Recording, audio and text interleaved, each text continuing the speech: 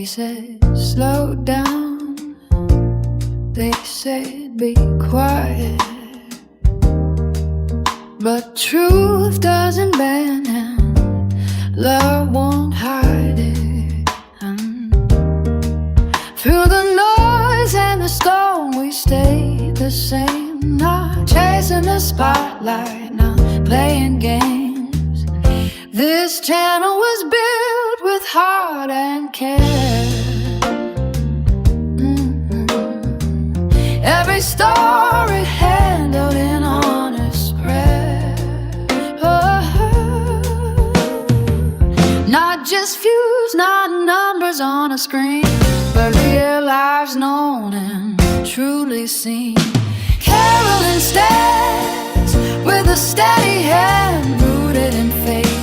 She won't be moved or planned. She remembers names, she remembers pain. Welcomes you back like you never left again. So we're still here, and we're still strong, still choosing truth, still moving on. Mommy ramblings, tried and true, built on love and standing with you.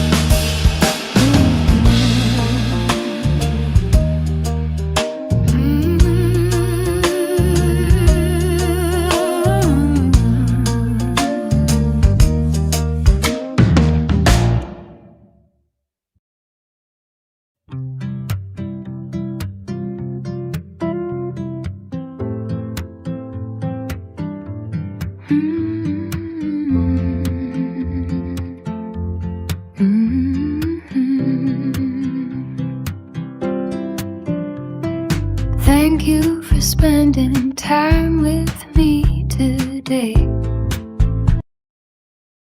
Okay, hello. Sorry, I was just getting my coffee here. This is actually my first cup of mushroom coffee today. I had regular coffee today because we wanted to go out to, Luke was having a pancake breakfast to support his class. So now when they're seniors, maybe they'll be able to go on a cruise like Ethan's class did. So we went there for the pancake breakfast, and Ethan came with 5 of his friends from college. So all of us went there. Luke was our waiter with some other kids. It was good, but I didn't have regular coffee. I've been on the go all day. And I have Roman here because my son is away on a business trip. G is at something else. And so we had to pick Roman up. So I had a lot of walking with Roman today. Scooter saw some of my walking with Roman today. Okay. So did another friend of mine. And I talked to Linda for a little bit in between everything. Okay, I'm going to get to the live. So I have something. I told you I have a lot of FOIA requests. I have a lot of FOIA files. Well, I have a whole database of Dylan Rounds. Are you guys familiar with the Dylan Rounds case? Let me know if you're familiar with Dylan Rounds. Hi, Lewis. How are you? You're familiar with Dylan Rounds? I'll tell you a little synopsis, okay? And maybe you'll remember it.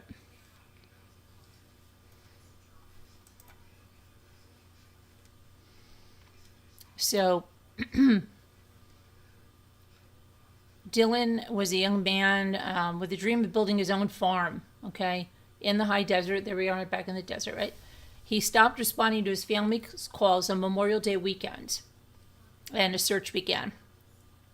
And what followed was a complex investigation involving the FBI, the local sheriff's office, and a series of chilling discoveries. And I have interviews, I have jail calls, I have all kinds of body cam stuff, everything.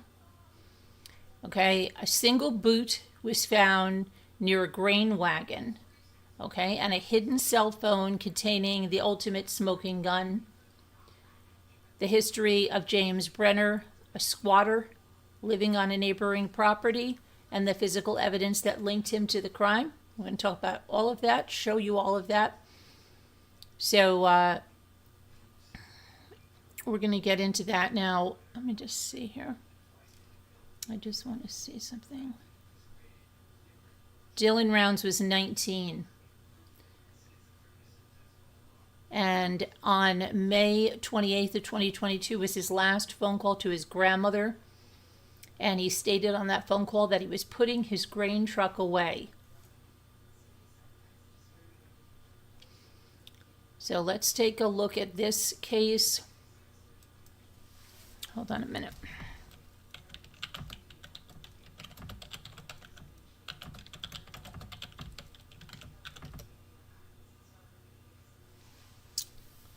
Just want to see one thing here. This reminds me of something else that I just had a flashback on. Remember there was a young man from Ireland, wasn't he from Ireland? I think something similar happened to him. Was he in Canada? I'm trying to remember. Something is ringing a bell with this, but Dylan is an Idaho native, okay? And he had moved to Lucin, Utah again, to start a farm. And that's where we are with that other case we're following, right? That, what case are we talking about? The Adelson, Timu Adelsons, right? The Grists. Well, they're not all Grists because she has quite a few baby daddies. There's Ellis's, there's Jorgensens, there's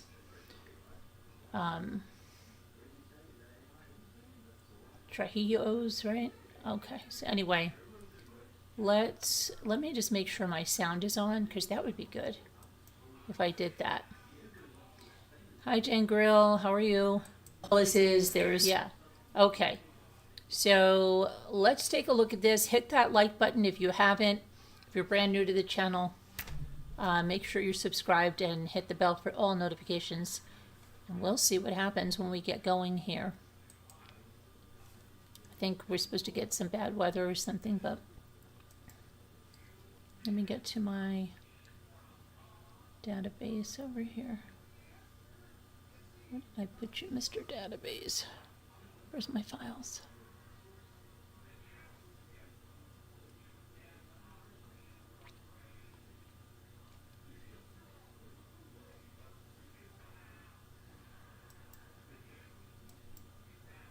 Hang on, I just gotta shut some stuff down. I had to do a tire rack, second time tire rack warranty claim, because my tires did not last. Okay, they're supposed to last 5 years or 60,000 miles. They didn't even last 2 years and about 15,000 miles. And they're bald. Okay, dry flat tires, expensive tires. Last time, Tire Rack took care of it. They prorated them, and then I had to get a new set. But you always think the warranty is like, just give me a totally new set, right? But at least there's something. They never last what they say they will, and I have to get dry flat tires for my car. Okay. Now, where did I put you, mister? This is crazy because I was just had my file. Oh, I see, I was looking at too many things. Hang on. I'm going to close some of these. Let me close some of this stuff here.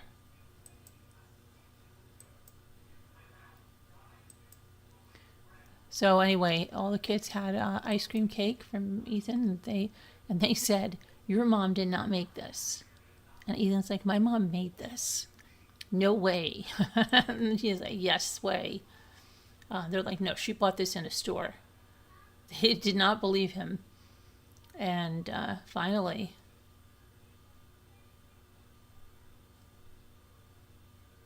what is this thing? I just want to close this thing. That if this is okay. Okay. Sorry, guys. I'm just getting this. Had a lot of stuff going on. I was just looking at the interviews here. Just hang on tight with me for a second.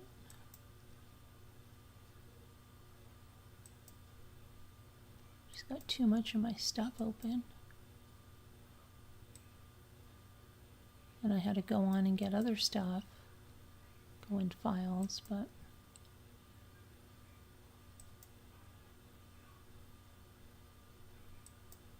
I had everything opened and ready to go.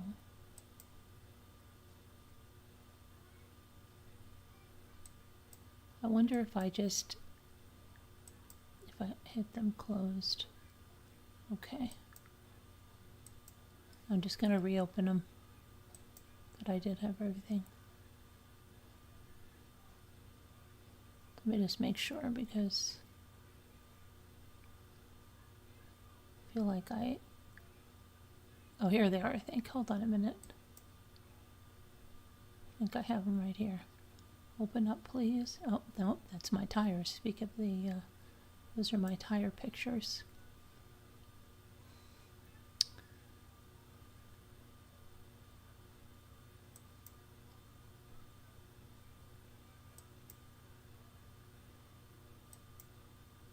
I probably, let's see, might be what I did is that alright, let me dagnabbit. What did I do? Okay, let me just get them again.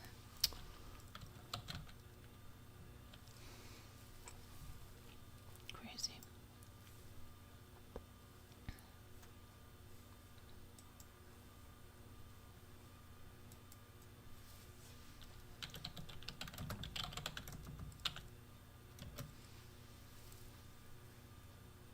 I got it. I've got it.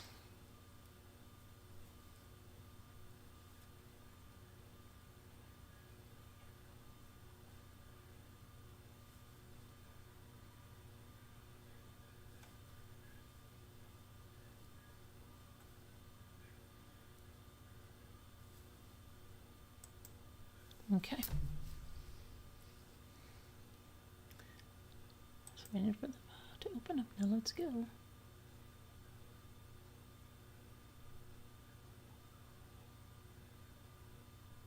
Oh no, don't even do this to me. What's going on?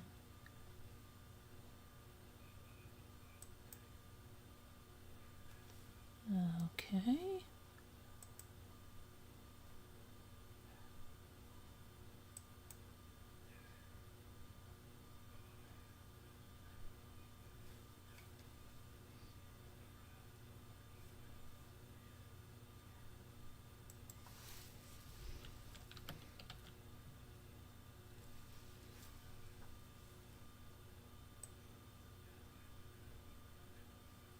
Oh shoot, don't do that.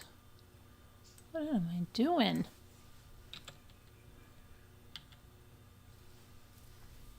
Okay. So sorry about it. Now I've got it. Okay, so what should we open with? Should we go to the court documents? We're going to do videos, and I know everybody likes police cam. I got all that. I'm just trying to give you a synopsis, seeing which investigation records would be maybe a little bit helpful. The police report, maybe, let's see. Which one? Where's our...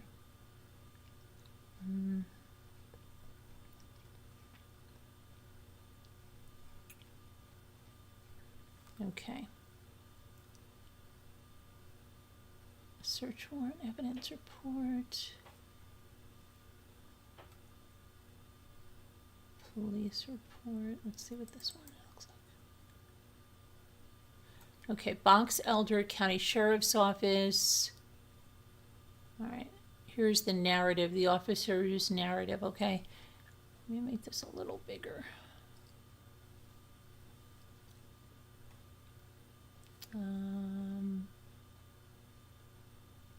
Where's my, oh, here. So silly, I don't see my Zoom.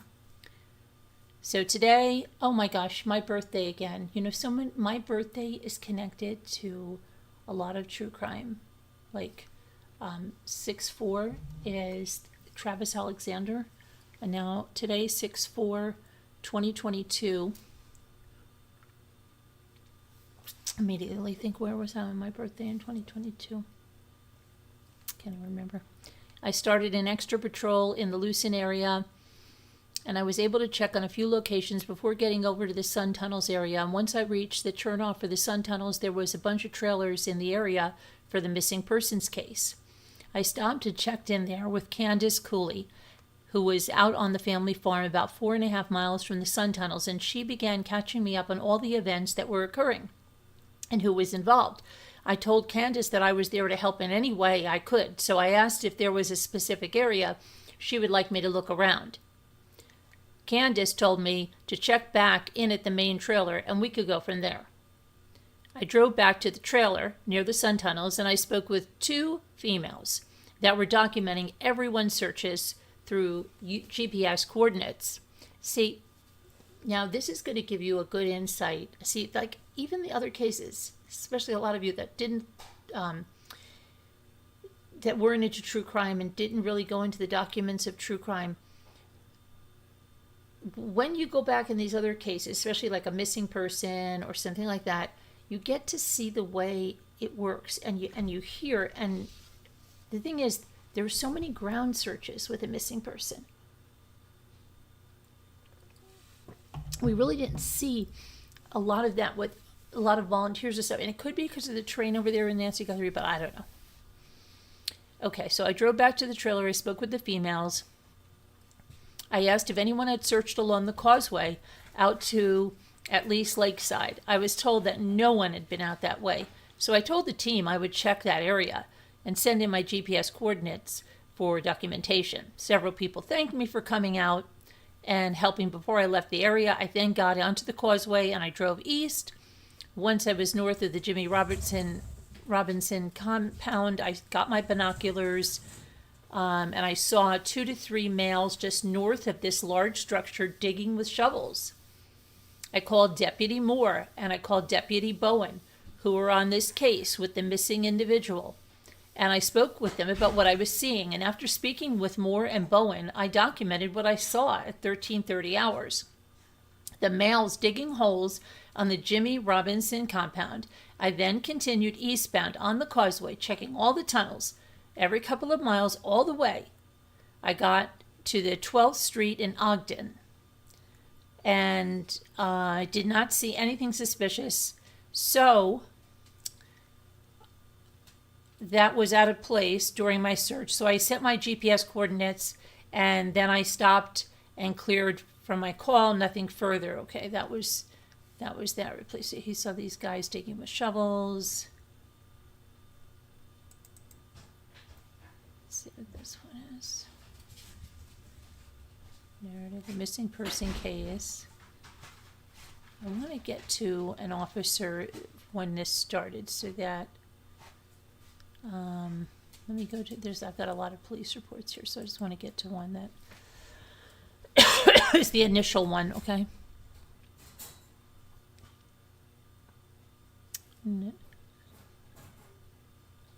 That's not the earliest one. A lot of times this stuff they send is not. Okay, maybe this one.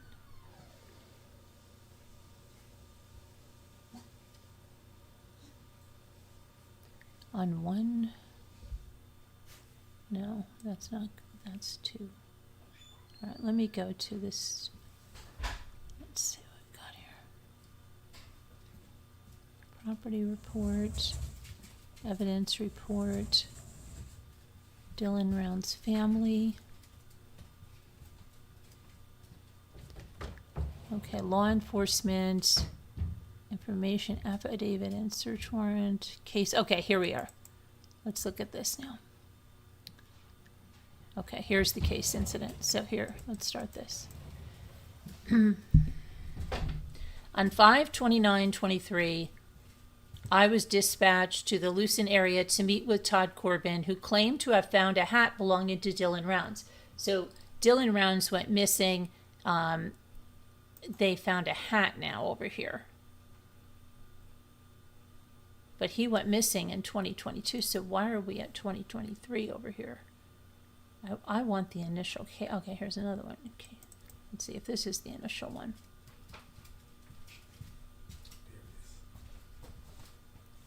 No, that's that. All right, let's. Voluntary statements.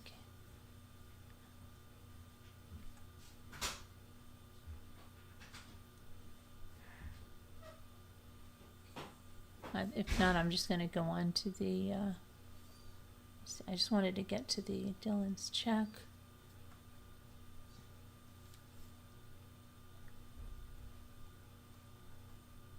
See, what happens is you'd think that they're all labeled when they come to you, but no. They go on and they have the date of when they are like released to the FOIA thing, and it's they all get like a lot the same edition reports. Table of contents. All right, let me see this. Oh, okay, maybe this will help me out here. Wow, there's a lot of documents here. Let me see. Table of contents, yeah. Somebody had this thing turned on, that's why I know it was coming. Yeah, I know I said when I came in that something happened with that. I don't think you heard me. Somebody didn't get but can't get in the fan. Well, I didn't know. Yeah. I mean, you have the best night, okay? Okay. Let me see here. Okay, I've got thankfully they put the real dates here, but they're not even. June 16th, we've got the accident body camera. June 28th, June 9th, we have the body camera. Okay, so let's, why can't I, oh, now I see.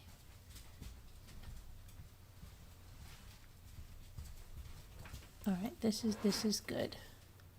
If this would be in order, that would be great. But I've still got to go to the June, May 31st. May 31st.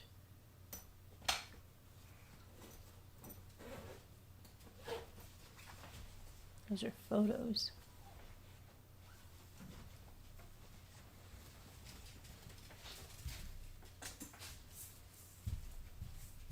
All right, let's see this accident body video from May 31st, okay? Accident. Oh shoot, there's a lot of you guys should just see how many documents there are here.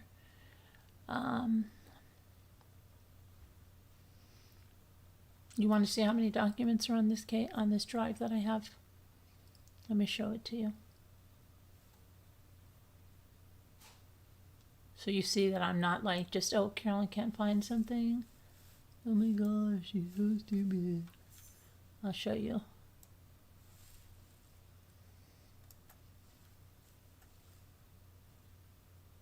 Okay. 3 pages of this, okay? All right. So Carolyn's trying to get to this other stuff. So let's see. Let's go to, let me go out of here. Just lab reports. Update. New update. Okay. New videos. And I have videos, I have videos, I have new videos. I have records index.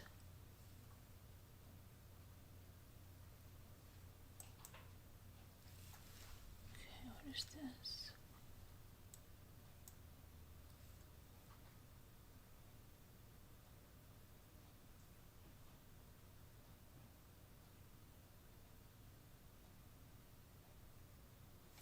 Okay. All right.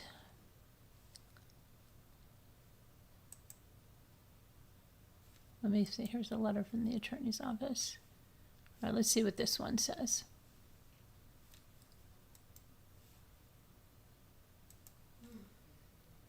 "3 months have passed since James." Oh no, that's the sentencing. I don't want to give that one away.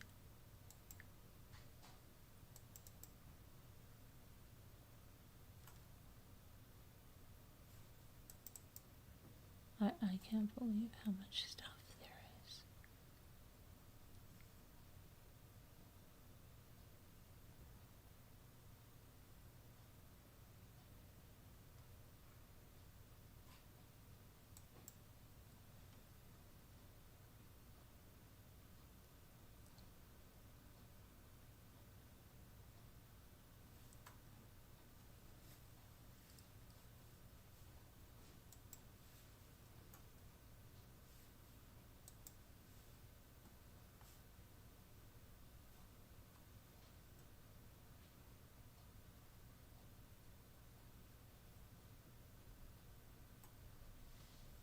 Information. Maybe this is.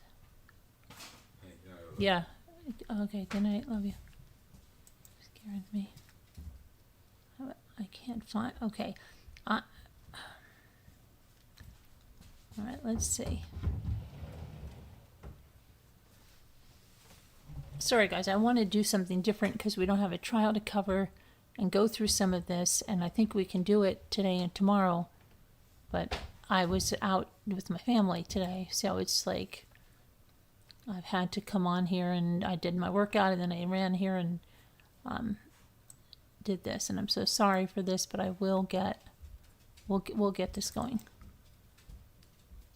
I lie too much of a perfectionist. I just want this. But I think what I'm going to do, let's just go to the videos.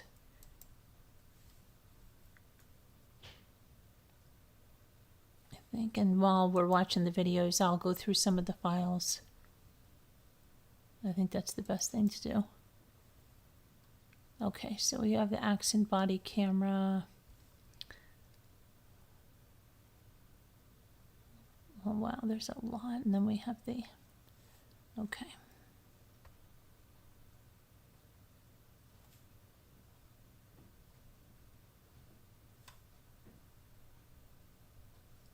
Should we just pick one?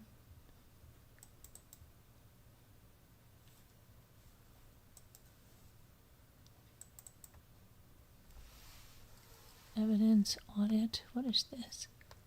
Hold on a sec.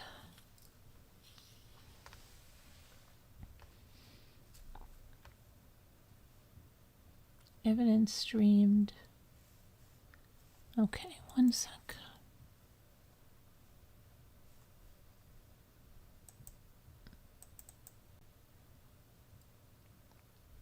Let me see what this is. That's weird. Very strange. Jail phone calls. I have Exxon log. What is this? Let's see.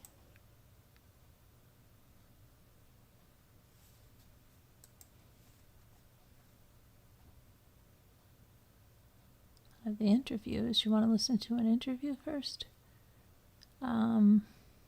12:23. James Prophet interview. Just trying to see the date on this one.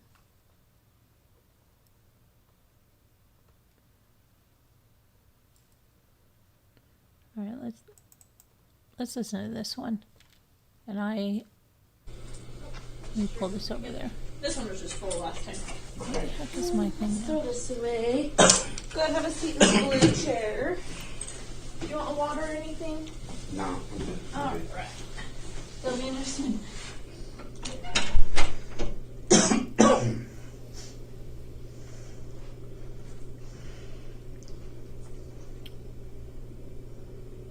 I'm not sure if he's some guy that was in that knows something from the.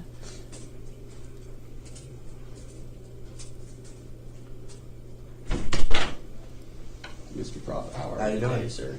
Good, thank you. Oh, let me turn my phone off so it's not going on the whole time. Just push it all the way up. Yeah, there you go. Just go through some of the stuff we went through again last time, right? Like, this is voluntary. You don't have to. Right. You don't have to be here. You don't have to tell us anything. We're not going to talk about your other case. Doesn't matter to me. I don't even know for sure what it is, but that's fine. Doesn't matter. The questions are just going to be about the Rounds homicide case, right? So they had said that you wanted us to come back, that you had more information, Yeah. or did you have information before that you just didn't give us all of it? No, I didn't really have a whole lot of information then. Okay. I got plenty of information now. I got Plenty. information that would probably help maybe even keep him cutting the deal that he wants to cut the deal with. Okay. On his right hand, nobody has noticed, he's got a bite mark. Is he? He's got a bite from Dylan Rounds. The 22 is what killed Dylan. Two The shots. 22? Yeah, the 22. Did he tell you that? Yeah. The When story. did he tell you that? Like 2 days ago, 3 days ago. Go through that. He come back and he was telling me, and I'm like, how you gonna make a deal if you didn't do it? And he's like, well, I did. Let me tell you what happened. He said it was like 6 o'clock in the morning. He was in there taking a shit, and he heard a diesel truck drive by the place he was staying in. And when he got out there, he had his 45, a gun that he put in a fold-over holster. And Dylan had picked it up off the sawhorses that he'd thrown his stuff all around, moved it up so he could put the truck in the. So this is into the shed, okay. Yeah. And Dylan was holding the 45, and he said he got really pissed off at him and started yelling at him and telling him get the fuck out of there. And Dylan took the gun and fired it right beside his ear. That's why he can't hear out of his right side ear. Okay. And he said he grabbed for the gun and was fighting for it. He said they ended up on the ground, and Dylan ended up shooting himself in the leg with the 45. Sounds like that. And then he said while they were fighting, the gun got fired like 2 or 3 times. He said there's a bullet hole in the side of the building out there that you can see. He said when you guys was out there talking to him and standing in the shed or something, standing up there, he said he was sitting there looking at it. And then he showed me a scar on his thumb too, where he had stuck his hand in the gun that was trying to keep Dylan from firing it again, but he was clicking it, and his whole right hand was damaged at one time. Okay. But the bite mark is evident very. Okay, I did find. Okay, let's go through the initial narrative. Okay, on the 30th of May, 2022, the Box Elder County Sheriff's Office received a report of a missing person named Dylan Rounds out of Lucin, Box Elder County, Utah area, which is sparsely populated and a very remote area in West Box Elder County, Utah. It was reported that on the 28th day of May, Dylan, 19 years old, contacted his grandmother by cell phone and told her that he was putting his grain truck into a shelter. It's approximately 2 miles from his trailer due to inclement weather. Dylan informed his grandmother that he would be, hang on, let me get to the next page here, walking back to his trailer that was approximately 2 miles away from the location where he keeps the grain truck. Upon report, Dylan's grandmother, Candace, stated that despite having regular contact with Dylan nobody has been able to contact him since the 28th day of May. According to Dylan's mother, they reached out to 2 family friends in that area to request that they go over to Dylan's trailer and look for him. They reported back to Dylan's mother that Dylan's truck was at his trailer, but he was not anywhere on the property. It was reported that Dylan would not have gone anywhere for the weekend, and in calling him, it goes straight to his voicemail. I remember, I think, his mother about this. Box Elder County Sheriff's Office deputies extensively searched the areas around the properties and roads that Dylan would have used to get to his property. After several days of searches and a dynamic investigation into the incident, it led detectives to the conclusion that Dylan's disappearance is not merely an accident and that someone has caused him harm in some capacity. Furthermore, due to the fact that Dylan has not been found, it would further appear that the person responsible for Dylan's going missing had found a location to secret Dylan's body. Now, why did they assume right away that he was gone? Dead, right?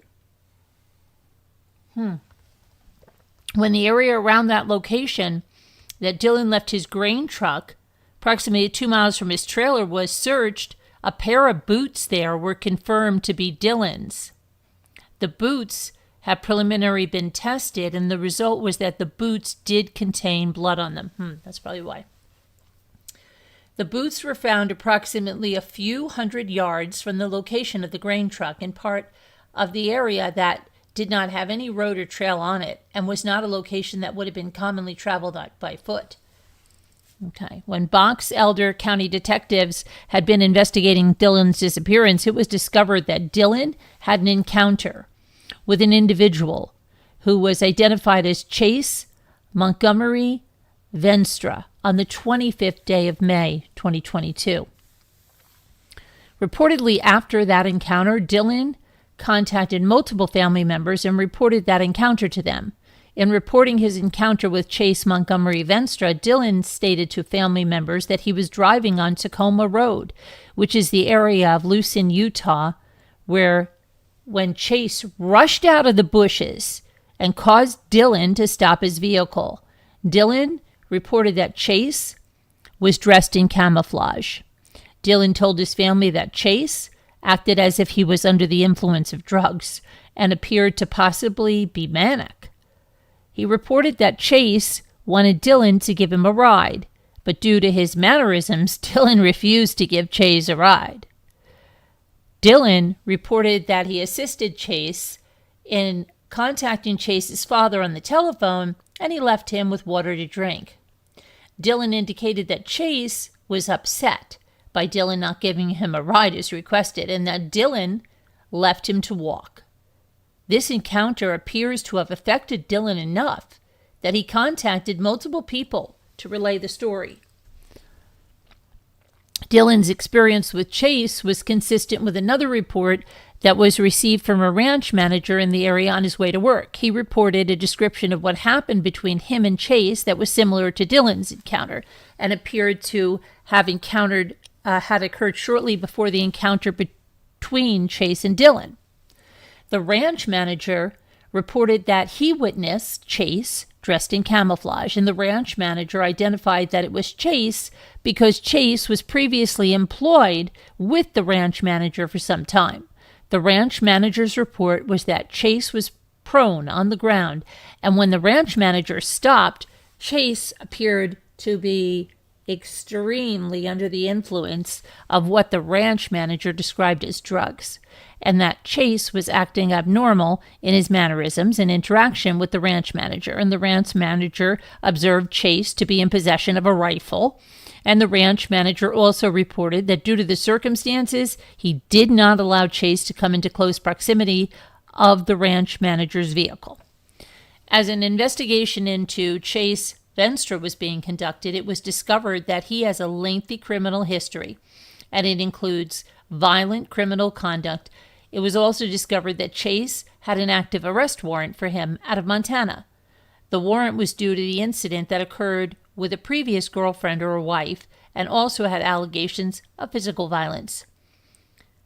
As the search to locate Dylan continued, detectives submitted an emergency situation disclosure form to Verizon Wireless to request the locations of Dylan's cell phone transmissions to and from the area's cell phone towers. Given the remote area of this region, there are very few cell phone towers in the area. Verizon's records of the transmission to and from Dylan's cell phone and the cell phone tower in that area were reviewed and prepared by an FBI agent, and it was discovered that Dylan's last phone transmission was in a specific area of Lucin, Utah. The 28th day of May, 2022, was the last transmission that Dylan's phone has shown. The phone has been extensively checked after the 28th, and the phone has not shown any further transmissions. The FBI agent that analyzed the phone records placed the information on a map with an indication where the location of the phone was, and the same analysis was done with Chase's cellular telephone. And the results were again put on a location indicated on a map. It was discovered that Chase's cell phone transmission showed in the immediate location of Dylan's last phone transmission.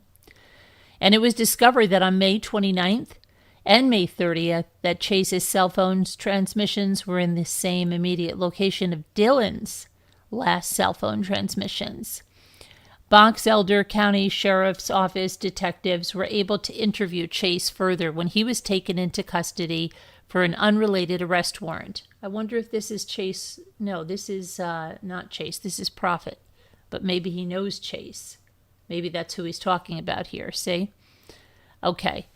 Further, when taking him into custody for an unrelated arrest warrant. In interviewing Chase, I explained that I wanted to create a timeline of everything that has occurred with him since the 25th day of May, 2022, the day of the encounter with Dylan. And Chase explained that he ran into Dylan on the 25th day of May and that the interaction was pleasant. He further explained that Dylan allowed him to charge his telephone. He gave him a ride to the Tacoma Crossroads and gave him some water. According to Chase, his interaction with Dylan finished once Chase's phone was charged and Chase was able to contact his father. Chase said at that point his dad drove out to the Lucin area and followed Chase back to his parents' place in West Point, Utah. Chase said that once he was at his parents' residence, he lived outside in his motorhome and he did not at any time go back to the Lucin, Utah area. Chase described to us that his parents were taking him to and from work, and he made a statement that he doesn't drive, as he does not have a driver's license. Chase has at least one picture that showed him at a gas station in the Davis County area and described in detail that he never left the Weber County and Davis County areas at any time after he went back to his parents' residence on the 25th day of May, 2022. Due to the amount of time that has passed and the fact that the area has been extensively searched, it appears that Dylan didn't complete the 2-mile walk between the grain truck and his trailer. And due to the fact that his boots were found in an abnormal location and they were discovered to have blood on them, it indicates that Dylan's disappearance is due to the fact that one or more people interfered with his walk and may have caused him some type of serious harm or death, and they hid his body to evade immediate discovery. At this time, they're wanting a search warrant here for this. Let me just see.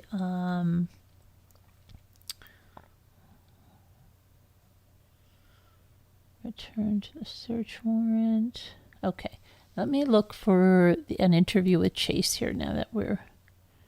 Do we have an interview with Chase?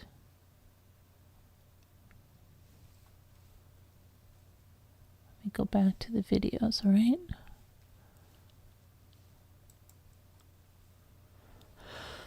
Videos. Let's look for Chase.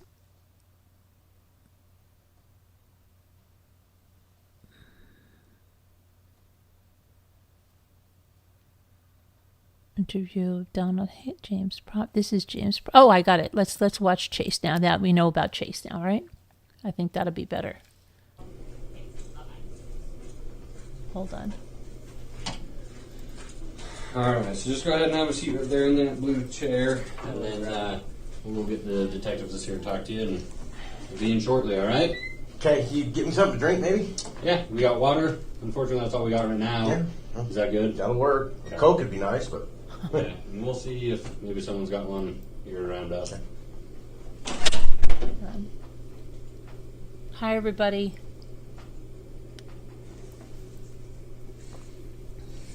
So now we know a little bit about Chase, right? Hi, Tori. Hi, Rosalita Marie. How are you guys? Sorry I had to find what I was looking for, but we got it now. We're on the right track.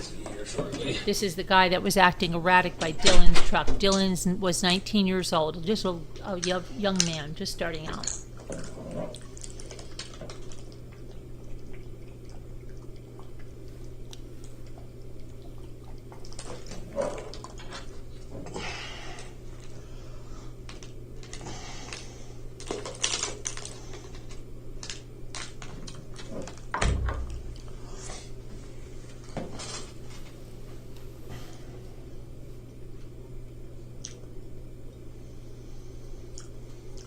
So they said Chase's cell phone and Dylan's cell phone were in the same area? That's weird. What's up, Chase? How are you? I'm okay. Remember me? Yep. Yep. So, the reason that I came to talk to you, Cam's called you. she actually didn't call me. Ross called me and said that you were looking to talk about Brenner.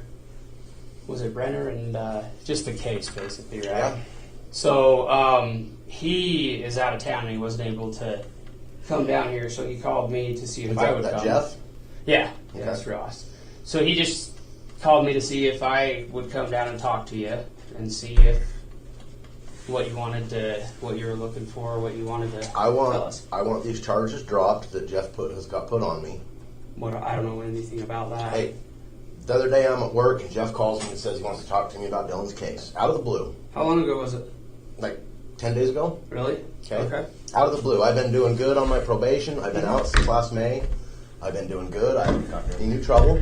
Mm-hmm. I got a new baby on the way. I've got a beautiful new girlfriend. Mm-hmm. I'm working every day. I'm doing what I'm supposed to. Mm-hmm. I've passed every drug test. I haven't had any trouble. Okay. Mm-hmm. Getting my life back together. Yeah.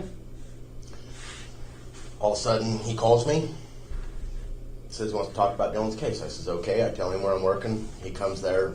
Hardly says anything to me about the case. Just says that I have a warrant out of Nevada for armed home invasion. Okay. And I've never done anything like that in my life. I don't know where they're concocting this stuff from. I wasn't aware of it at all. The only thing I can think of is the guns that Kurt Wadsworth planted at my place. Okay. And I already been charged for them, so they can't even charge me for that. Well, wasn't that what you were in before Yeah. the first time? Yeah. When you were in Davis County? Yep. Yep. So how? That's the only thing I can even think of. So, and Jeff had to come up with some pretty bad charges to get me put in with Brenner. I have no idea. Honestly, I didn't even know that he contacted you to talk to you. Yep. I'm not even at that point in the case. He arrested me right there, hauled me here. They put me in. Ross did? Yep. Okay. They put me in there. I'm in the cell above Brenner. Okay. I've got to talk to him. I've talked to other cellmates. I know a lot. Okay. I know a lot. I can put this thing to bed for you. Well, I mean, honestly, to be straightforward with you, I can't do anything about the charges. Me myself, right? They got to be federal, right? No, they're state. Oh, that's it. Okay. I didn't even know that there were any. So I want them charges dropped, and I'll solve this case for you. all right. I'm not able to do it, so I just came to talk to you to see if you had something you wanted to tell me. You don't have to, I've got everything to tell you, but when I'm out of these chains and in my clothes, well, and that's what I'm saying. I can't make that kind of deal with you, so That's it's what fine I want. if you don't want to. That's what I want. That's fine. I just want to be left alone. I Uh-huh. want, like, we got an ultrasound on my new baby tomorrow. Uh-huh. I want to go be there with her. This is I her first understand that. baby. I'm applying for a job with the state out there, drive a snowplow truck and stuff. I'm planning on moving out there with her, middle of nowhere, working on the cattle ranch. Out west? Out in Nevada. Like Montello area? Oh, just out that way, Yeah, though? yeah. Okay, cool. Out there, a ways away from town. We're like 60 miles from town. If you call it a town, right? Yeah, it's not much. It's not much No, of a it's town. not much at all. There's like 3 families in the whole place. I got That's you. perfect. She, Well- she likes that. I like that. That's the future I want. I hope you get it. I'm that's done great. with this thing. I've been drugged through the mud with this thing with Dylan. You guys know that I'm innocent. I don't. We're not looking at you as a suspect or anything. No. At all. Yeah. No, we haven't for a while. We were able to figure that out. I mean, it didn't take much, But I can't offer you anything, so I do apologize for that because I don't know it. I don't really know. Ross just said that your son called him and asked him if he would come and talk to you. And he's like, I'm not in a position that I can go talk to him right now. Can you go see what he wants to talk about? So that's my knowledge of it I right know. here. So I know how it happened, where it happened, when. I know what was used, where it's at. okay, I can put this whole thing to bed for you guys. well, Okay. and Put it to bed. And I hate to. I wish you could, but I- there's not anything I can offer you. Yeah, So- I hate to be that way with you, but I've got to look out for me. I No, know you it's just understand that. it's just how it goes. I understand that. I don't. That's why I'm being straightforward with you. Like It's there's almost like nothing he's I on can a do stimulant as far as I I don't or want the money. something, or he's just a naturally I don't want the really money. there isn't any money anymore. has really bad ADHD or Jeff told something. me there's still $200,000. No, there's not. They withdrew that. I don't know. But- I don't want the money. I don't want the Oh, glory. Gladys, please. I don't. Gladys, want you any were part looking of for this your credit other card than last solve it night. for Did you guys. find it? You're the one that has to make donations, girl. Okay. Don't ask All right. anybody for No, I a understand donation that. until you Bye-bye. make one. You're Did you more find than your welcome credit card? to say what you're willing to say. The only issue is there's nothing we can do for you. This isn't our charges. Yeah. It's not our case. Like it's No. Gladys, this one's for you. Listen, don't bother anybody in here about donations, girlfriend. People made donations yesterday. You were supposed to be making one. You were going to find your credit card. Don't bother anybody with that crap in here. Hi, Terry. And I'm not going to sit here and lie to you. There's not anything I can do about those charges. So I appreciate it. maybe they'll be able to figure something out. Hey. Maybe Ross will. I don't know. But I can't. One I'm other not gonna thing is, promise I you anything. never, the phone you guys took from me, you personally came and took my phone down there. I never got that phone back. You didn't get that back. No. I'd like Okay. it back because I got a lot of pictures of my kids and stuff. Well, that's not really a huge deal. I just it hadn't been requested to come back. I gave your dad some stuff. Yeah, that he came to get. He requested. Like, So all the way that that stuff. the way that the thing with the cell phone works, or any evidence, is I'll have to send a request to the county attorney's office, and then they will say, yeah, we don't need it anymore, and then it can be released at that point. You guys don't need it anymore, do you? Not that I'm aware of, but once it goes to the county attorney's office, that's kind of their deal, right? That's why we have to ask them. But no, I'm more than happy to look into that, and if need be, I'll send the paperwork in. I don't care about that's not a big deal at all. Did you guys take all my knives and everything too? We didn't.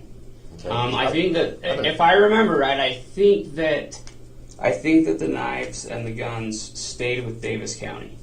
We didn't take any of that. So I think we had like your boots, and I know we had some money that was your dad's that was taken when they did the search warrant on your place. We had those, and the phone I got from you later on. Outside of that, I think that Davis County retained the rest I of that just wondered stuff. because like first knife I ever made was in there, and I've been collecting them my whole life. I know I probably can't have like them big knives and stuff now, but I just wondered. But I'd like that phone back. I mean, I'm more than happy. I can go back and submit the paperwork for that and stuff, and go from there. I don't have a problem with that. But I'm pretty certain with the knife and the guns that's Davis County that has Yeah, those. well, They I'm not. retain I don't those. even want to talk to Davis County. That's fine. I'm just trying to tell you. I'm done with them. They treated me so horrible. Well, Terry, it's I guess who they originally thought might have been, but it's not. But he's saying and then he's got the information to put this case to bed, okay? This happens to be Dylan was a 19-year-old kid, wanted to start his own farm and stuff. He was from Idaho. He was working in Lucin, Utah, and he told his grandmother, it was the last call he made, he said, I'm putting my grain truck in the shelter. It's going to maybe get inclement weather. I'm going to walk back to my trailer. and nobody ever heard from Dylan again. 19-year-old boy, very nice 19-year-old boy. They tracked back when they last heard from him. They heard that he met this guy right here, and this guy was acting like very erratic, and so erratic that Dylan did not want to bring him in his vehicle. So he tried to call his dad, and he gave him a water, and he'd have to walk, and they said this guy was not too happy about this. And then the ranch manager said he had an altercation with this guy earlier, and it seemed like he was under the influence of drugs. And so that's where we're listening to this. Now, I guess this is not the initial interview. This is somewhere in between, but they still haven't solved the murder. So he wants to give everything. He says he knows a lot, and the man he mentions, Brennan, that is the killer. Brennan is the killer. So he says that he's like in the cell in front of him. So he does probably have some very good information right here. Probably. I'm just trying to shoot you straight, man. These guys, at least, I mean, this ain't no cakewalk in this jail either, but these guys are a lot better than Davis County. Gotcha. All right, well, I'll just, I'll do that paperwork when I get back there, and, I mean, the other stuff will have to be worked out with Ross or whatever. Yeah. There's nothing I can do for you. I'm not going to lie to you and tell you I can do something that I can't do because it's not my case, so... I'll just let him know. I know he's had to help conjure these charges up to get me in there. It makes perfect sense. I mean, why else would they? Why would he want to come and arrest me in Weber County and get me in Weber County in Oranges? I don't know. It all kind of adds up, And he probably knows I'm the only person that can get this figured out. Yeah, and again, I don't know. That's something that I hadn't previously been aware of. Like I said, I didn't even know you were back in here until I got a call this morning to go and talk to you. So yeah, I haven't been in any trouble. I haven't done nothing wrong, and then all of a sudden, and these charges say happened 2 or 3 years ago. So I don't know. And like I said, I've never done anything like that in my life. Well, I mean, what I can do is I can let Ross know what you told me and see what he can do from there. And that's pretty much what my boy told him too. He says he's got the information. He wants these charges dropped. Mm-hmm. That's what I want. Like I said, I just want to be left alone. I just want to carry on with my life. I got a whole new life. I got the best woman on planet Earth. She's never been in any trouble. She's not the type. She grew up on a farm, ranching, rodeoing, roping. Rodeo That's and roping. kind of how I grew up. I worked with her a bit. I'm 100% head over heels in love with her. Good. That's all I want is just to be with her. My dad just got diagnosed with his lungs being bad. They gave him 2 to 3 years to live. Oh, that's too bad. So I need to be out there helping him with the farm. We got this new baby coming. Everybody's excited. I've been doing so good. I just want my life back. This Dylan thing has just followed me around and drug me through the mud left and right. Yeah, it's been a long road for sure. But yeah, I'll let him know. I'm not going to promise you something I can't do, so I'll let Ross know that I came and talked to you, and pretty much it's up to him after that. Okay. But I do appreciate you at least chatting with me. Yeah, you know what I want though. Yeah, you want the charges that are here dropped. And like I said, I can tell him that's what you're saying. I can't guarantee it's going to happen, and I can't do anything about it. So I'll just tell him I want my charges in Elko. All my charges in Elko dropped. All right. Everything. I gotcha. Done. I don't want to have to go to court ever again the rest of my life. All right. That's the plan. I'm going to go out in the middle of nowhere working with the cows and horses.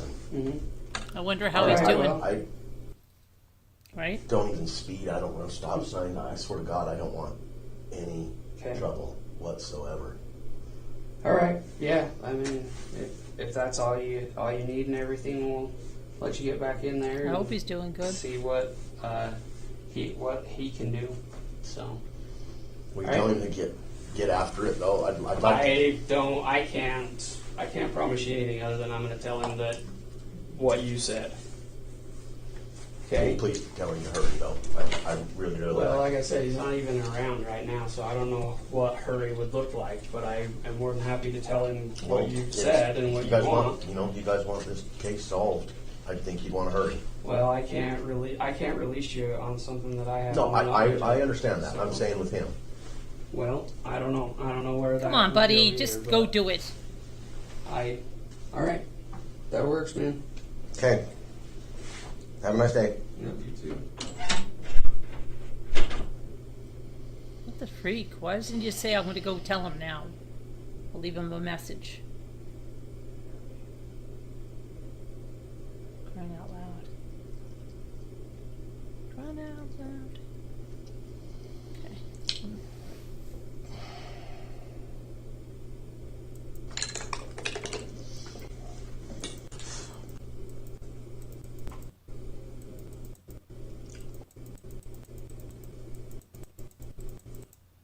Okay, so let me go back to the narrative here. Let's see.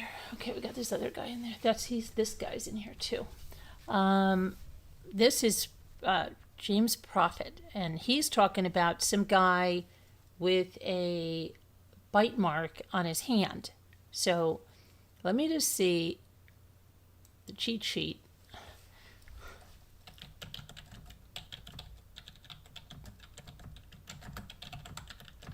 Okay.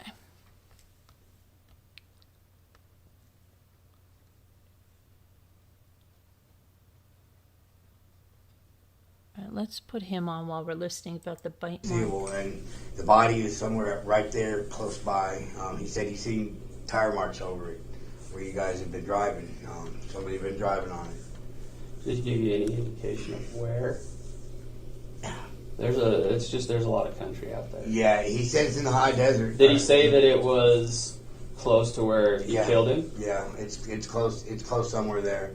Where he killed him? He gave like a 25-mile circumference. Oh, it's quite a ways. Yeah, it's. But did he say did he ever talk about taking him off the property or anything like that? Not yet. Okay. No, not yet. Okay, so let me go back before I forget. Okay, so he heard Dylan drive by in his truck. Mm-hmm. Dylan had backed the truck into the grain shed. No, he said the truck was still parked out. So it wasn't backed in yet. Yeah, no, it wasn't backed in, and that's when they had the fight. They had the fight and they were going on in there. He said that the round on the gun got turned. He said he heard it turn. Like it was a revolver? Yeah, it was a Okay. revolver. And so he knew that there was no shells in the clicking part. He said he got to the chance where Dylan had quit biting him on his wrist. He had latched onto him, and he said he got up and he took off out, and that's when he got to 22. And Dylan told him to bring his ass back in there. Dylan told him to bring his ass back in there, or he was going to shoot the horse. The horse was standing outside. Into the grain shed? What are you talking about? Okay. The horse was standing out there eating grain out of the back of the truck. Okay. Okay, so let's. There was the scuffle in the shed with the revolver. Mm-hmm. Where did he get the revolver from? Was it in the shed? Yeah, the revolver. He said he had stuck on the bottom. He had these sawhorses he made. Okay. And he had it like little toolboxes made underneath. He said he had it sitting in there. Okay. When Dylan came up throwing his shit around, Dylan discovered that was there. So and then Dylan accidentally shot himself in the leg, right? Isn't that what you said? No, they were struggling. Oh, he shot by his ear. I apologize. He shot by his ear. Okay. And they were fighting for the gun at that time. When they went to fight for the gun at that time, it got turned towards Dylan as it fired and it shot him in the leg. Okay, and then from what you're saying, did he run back to the trailer and get the 22? He told me that the 22 was in the. He said it was in two different places. In the back of the truck. He said he put it in the back of Don's truck, but Don had to be there if that was the case. But no, he said it was behind the bags, some grain bags. Okay. They had some grain bags in the shed or out of the shed. Didn't say. We didn't say. Okay. Okay, so he gets the 22. Then what happens? He said he took 3 shots at him, and they're all headshots. He said one of them grazed Dylan on the side of his face. And he pointed just like this to the side of his face, so it could have been red. I couldn't tell you if it was right side or left side. But then he said 2 more shots. He shot Dylan in the head. And that killed him? Yeah. And then what did he do? Then he said he burned all of his clothes. He said after he took care of everything, he burned all the clothes. Did he say what he did with Dylan? Because obviously did Dylan die in the shed? Yeah. Or outside the shed? I would imagine inside. Okay, where the scuffle was. Yeah, where the scuffle was. Okay. So when he went back to get the 22, wherever he went to get it, did he have control of the other gun at that time? No, too? Dylan had it. And did Dylan shoot at him or anything like that? He said when he come around the corner at the opening, when Dylan said he was going to shoot his horse, Dylan was standing there with, kind of like holding the gun, facing out towards him, and was trying to get away when he seen he had the gun. Okay. Anything else he tell you? He mentioned a main line. They had dug a main line or something. What about that? Deep. He kind of almost insinuated that that's where Dylan was. Did he mention that? Did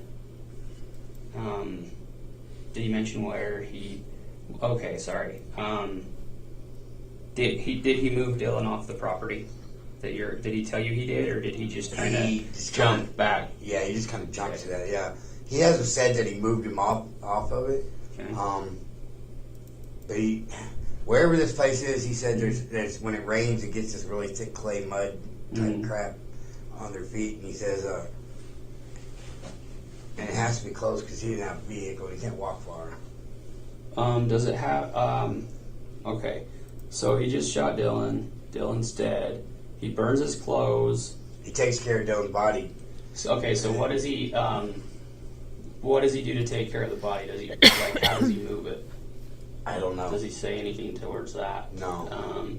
Did he say that he buried the body on the same property as the shed or a different one? He's not saying. He's not saying. He's not saying. Okay. He will eventually. I know he will. But okay. I mean, But he did. Okay, so that's all some new stuff from what you told us last time, yeah. right? So,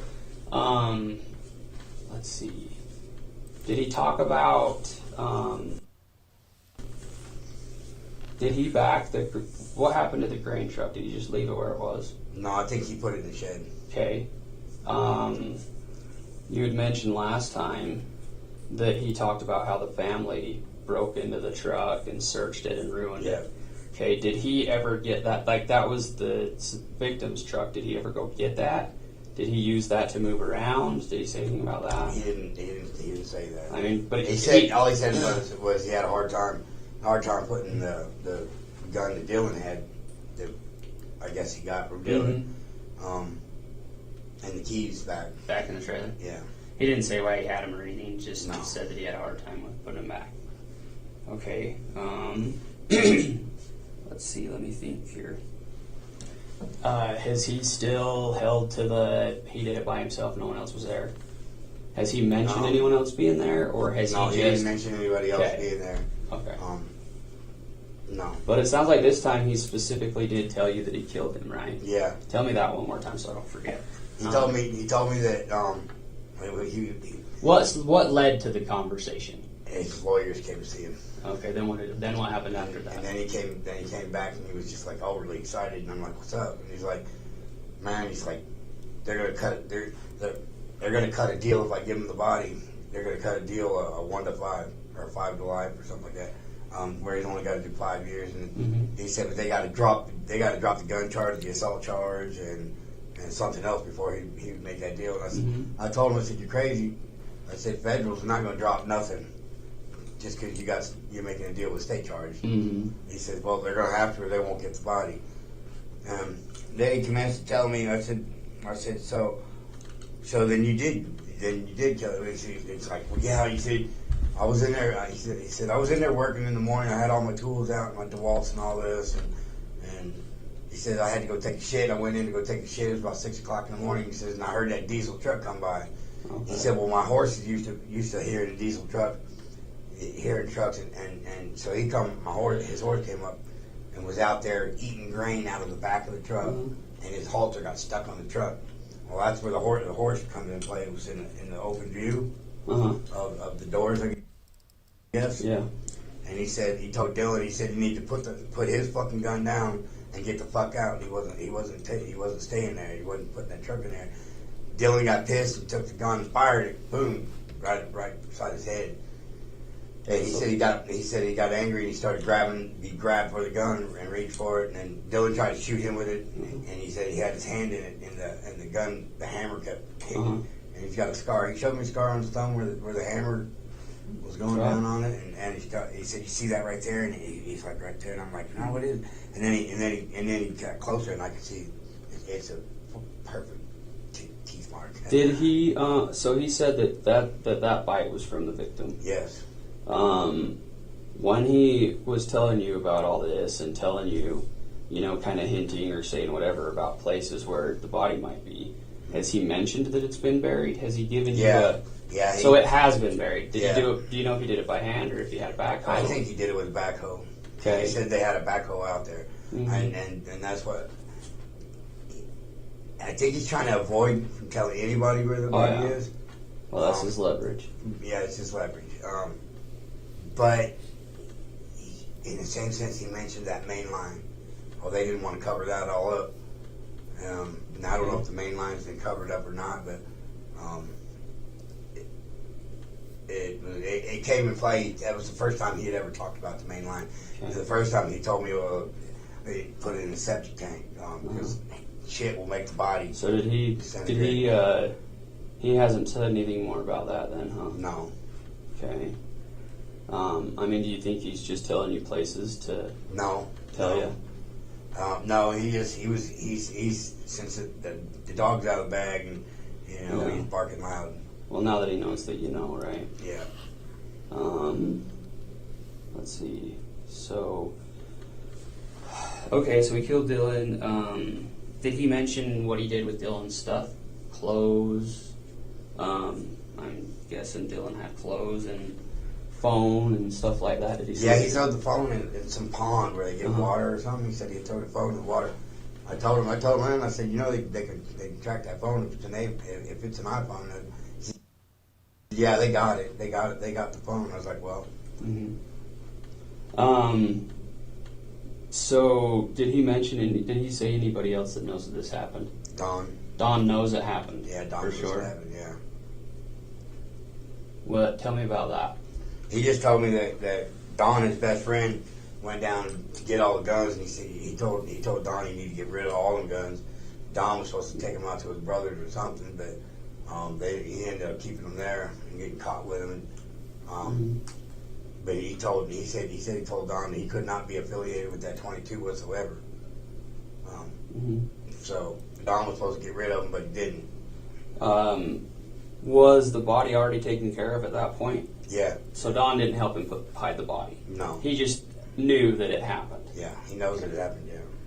Okay. And that's the only real involvement that he's told you about with Don at all? Yeah. Did he mention, so I know you talked about burning the clothes, stuff like that. Did he okay, I'm trying to think of how to He was worried about this dude named Chase. He's worried about Chase talking. What's Chase supposed to know? Yeah, I don't know. I don't know. So, after Dylan's dead and everything like that, he was a taller kid, kind of lengthier. Did he burn him? Did he do anything to make him so it's not such a big load, or did he just bury him with the backhoe? And I think he probably just buried him with the backhoe. He didn't talk about doing anything else? No, he didn't talk about doing anything. Has he ever said that the body even went off the property? No. He's never said anything about that? No. Okay. Well... He's talked about a road that goes up over the mountain. A dirt road or something that goes up over the mountain off that property. He leans in that way a lot too. Goes up over the mountain on that property. What does he call the road? It's just called an old back road that goes over the mountain. I think it goes to Windover or And he's just mentioned that, though. Yeah. Because they're quite a ways apart, those two places. They're a long ways apart. Well, It's a lot of area out there. yeah. I've never been out there, so I don't know. Yeah. I'm not from Utah. Yeah. Okay. Is there anything you can give me that we could use to corroborate your statement at all? I know we talked about that last time. Yeah. I know it's not easy. Just if you can think of anything we could use to say this is what happened off of what he told you. I mean, So how many, did he just mention it casually one time, or did he tell you that he talked to Don about it and Don knows, or what? How did that go? oh, he just said whatever. Don's not involved in it. You know. He didn't want to bring him into it because he's 70 years old. And, But he did tell him. yeah, he did tell him. Did he tell him when he gave him the guns? Is that what happened? Was that what you were saying? Probably so. Yeah. If he told him anything about it, that's when. But he told him that he told Don he could have nothing to do with that 20. He couldn't be associated with that 22 at all. Okay. Is there anything else you can think of? No. Okay. No, everything helps. I appreciate you getting back to us and having us come down. It does clear up some things, so it's really helpful in that regard. Is there anything else you can think of? Not right offhand. What started the whole altercation? Dylan wanted to put the truck in there. And Brenner didn't want him to. And him Dylan went in and threw all his tools outside. Okay. Because he was out there building a chicken coop. Okay, and so he was mad about that. He was pissed off about that. And so then they had words. They had right? words. Is that when the victim got the gun? When Dylan got He the had gun? the gun. When Dylan they were had- having words. Yeah, Dylan had the gun in his hand. He picked it up off the sawhorses. Because he was moving all that Because stuff. he was moving right? all that stuff. And he was looking at it when Brenner came in. So the shot that's in the shed, where did he say? What did that come from? He said as he looked up and it was in the building. That was from when him and Dylan Were wrestling? were wrestling around on the ground, and he shot up.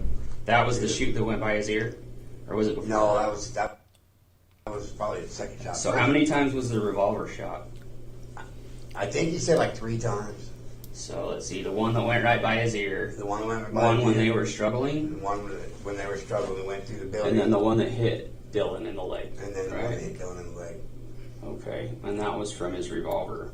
Yeah. So then from there he retreated and went and got his 22 from wherever that He got that was. 22 from wherever that. And then he came back and shot him inside of the shed, more than likely, right? Yep. And then from there, he essentially buried him with a backhoe.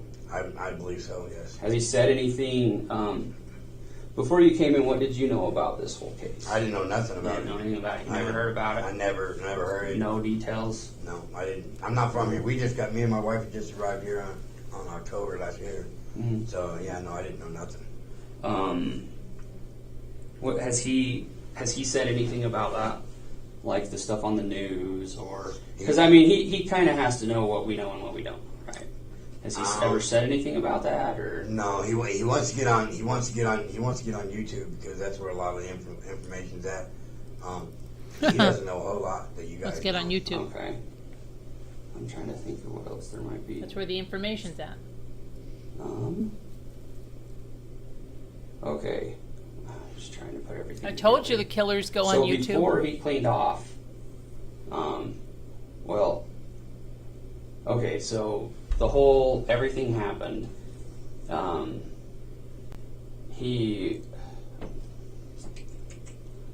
trying to put it together, sorry.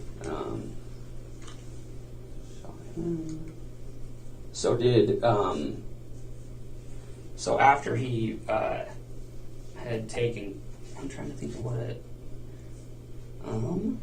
So what did he do with the guns after they were shot? Did he immediately get He all said gone? he put the gun back in the shed. Okay. Then he cleaned his gun. Okay. Because it's a black powder. I guess it's supposed to be a black powder gun or something. Did he say anything about having to clean up blood? No. He said he went in, took a shower. After he took care of Dylan's body, he went in, took a shower, got rid of his clothes, burned them. And then he He went and got Dylan and put him. No, he took care of Dylan beforehand. That way he could clean up the mess. Okay. Well, I don't have any more questions for you. I do appreciate you, though. It does help. I know it's never something that's fun to do, but it's not fun to come and talk with us, even if it's not about anything you did, right? Right. So, yeah, if you'll hang out, I'll have them get you back there. And then, again, if anything comes up, you know, if you get more good information, let me know. I mean, anything will help. You know, it does. So, appreciate you.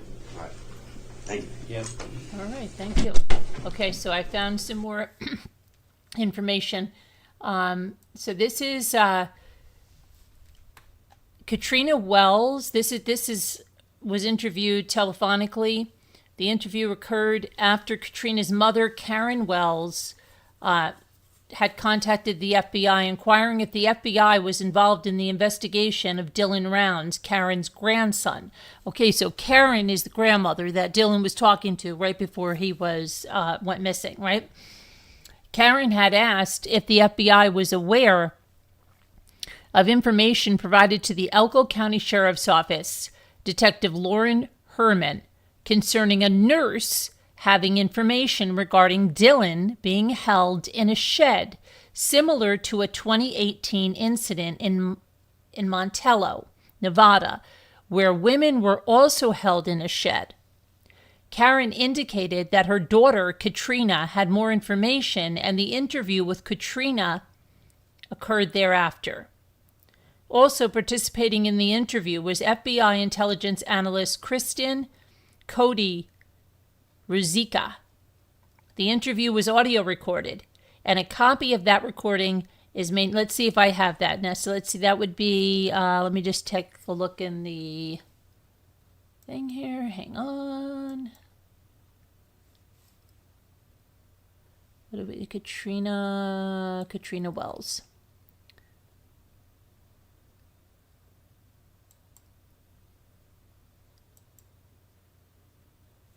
Katrina Wells.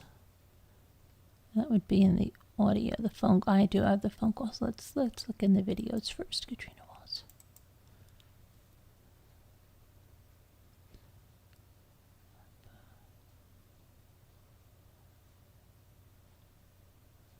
Okay. Chase Finestra. Jail call. Interviewed Donald Hadley. Let me go to the new videos because they put a bunch of stuff in there. Candace Collette, James Brenner.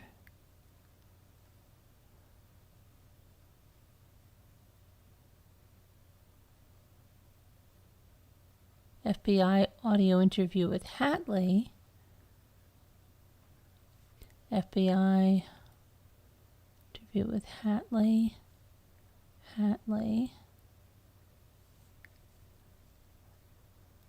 Montello citizen. Okay, let's see what this is. I can't believe how much discovery is here. This is just crazy. Let's take a look at Dylan's trailer. This is June 2nd. This might be right after he went missing. Okay. Take a look and I'll try to find that phone call. Come on, get over there. One now. Were you able to find them? Were you able to find them? Yeah, this is shortly after Yes, he we went found. missing. This is June There's a 2nd. story behind it I can tell you if you need to. Okay. The shotgun is in a house in Rigby. Okay. That is my grandfather's that I bought, and he has a room up there, and that was the 40 was not in here. We looked in his camper, didn't find it. No key fob for the truck, so when I broke the window, the alarm went off, we undid the battery. No key fob. We looked in his camper and all the cupboards and stuff, looked in the bathroom, nothing. I believe it was Tuesday. Mm-hmm. I'm getting my days kind of run together. Tuesday or Wednesday. my mother came here. She has real bad arthritis. My sister was here. We were all out searching. She used the bathroom. Dylan hadn't flushed it. You'll see in here. It's really nasty. So my sister went in and cleaned it. Still no gun. Later, my son and JD came in, and the gun was sitting on a sink. It's outside of the bathroom, but right by the bathroom door where the toilet and the shower is the sink, but it's not in the bathroom. The gun was sitting right there with the clip outside of it. Okay. Sitting there. And then, so my son and JD didn't think much of it. They grabbed the gun, put it in my truck. I didn't think much of it. Oh, they found the gun. I don't know. Then we started realizing that it wasn't there when my sister cleaned the bathroom for my mom to use and all that, and it was there. Then later they found the key fob the next morning, I believe, when I don't remember which morning, what day it was. Candace has all this documented, and we told the detectives. Okay. The key fob was in there. Okay. There's a key fob in here now, but that came from Rigby. My mom brought it back. So. Okay.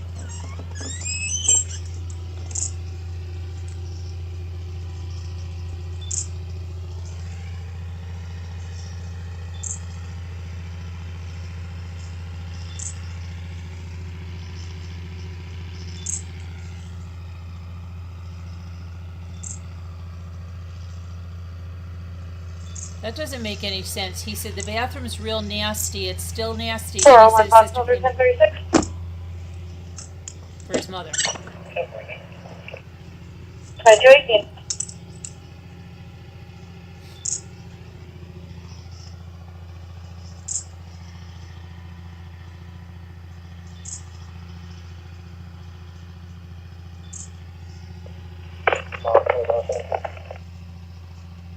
Bravo 17.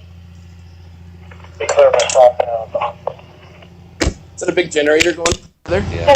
It's running an irrigation pump and a pivot circle out here. Okay. Everywhere it's dirty. Okay.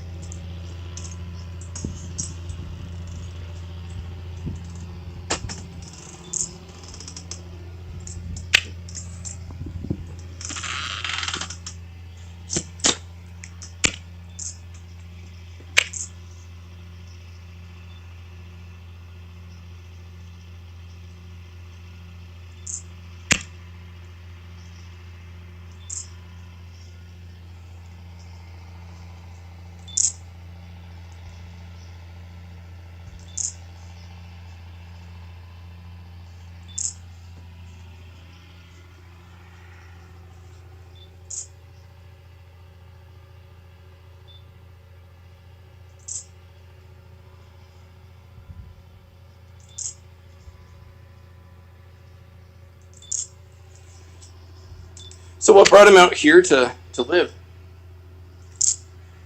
My dad and him decided to buy a 640 out here. I don't know exactly how he got out into here. And so my dad and him bought this place, and I was totally against it. Pissed off just to be that he even came out here, because I know this is a shitty area. Mm-hmm. He came out here and was going to try to dry farm, and he started working with the water rights, and he went and got some water rights on his own, doing all that kind of stuff. And got water rights, just, so I don't know, he just wants to farm. It was cheap, really cheap ground. Garbage ground.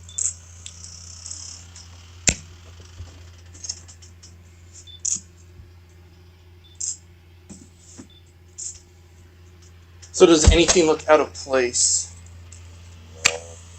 It looks a little bit clean from when I came in here, a little bit, and I know it's hard to believe, but like I said, my sister kind of cleaned up. You know, I don't think we expected, really at the time, that he was really going to not come back. You know what I mean? Mm-hmm. Is that for the gun? Yeah. So was the gun in the case? No, the gun was. I don't know if the case was there. I don't know a whole lot about this. I can't remember. Okay. We might want to take a picture of that, and then we can ask Candace, my ex-wife, Okay. if she remembers the gun case being in the safe.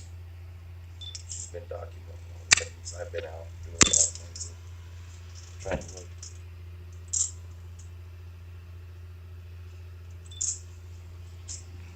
take any pictures in the bathroom? Yeah. 539, 328, use the restroom.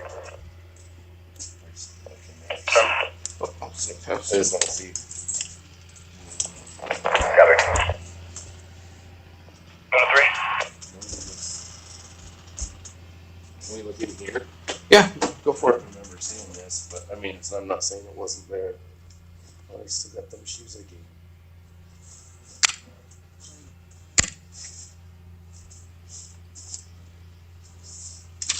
Yeah, it stinks in here, doesn't it? Yeah. He's been staying at a place, the Wine Cup Gamble Ranch. He's been doing custom work for him. They gave him a room in the house to stay. Okay. He hasn't really been staying here. Is this other trailer his as well? What? Is this other trailer his as well? Yes. It's a tool shed. He's got like bolts and nuts and Okay. clamps and stuff. It's a shop type of thing. Okay. Mind if we go in there as well? Oh, go ahead. You go anywhere you want to go. I don't mind one bit.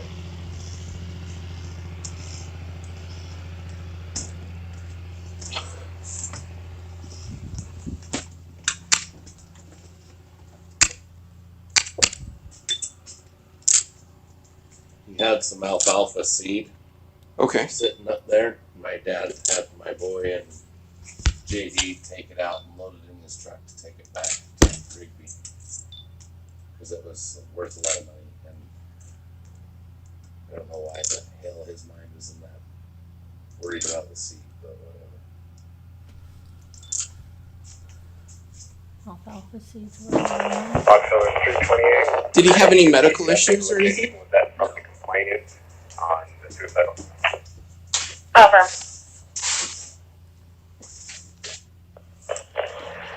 Alright, could you possibly give a call back and see if they can get an updated location? Cover. And I'll be in the area. Copy.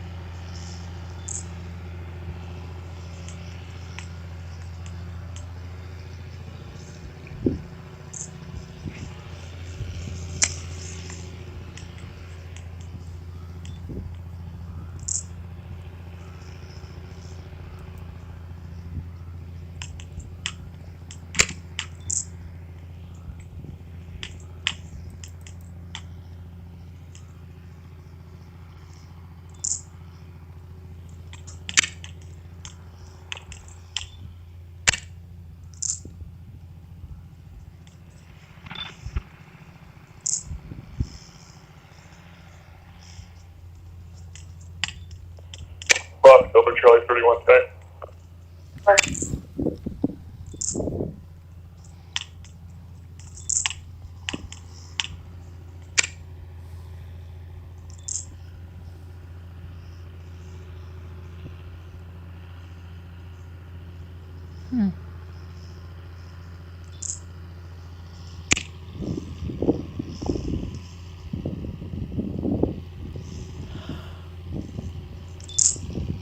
Geofencing here too.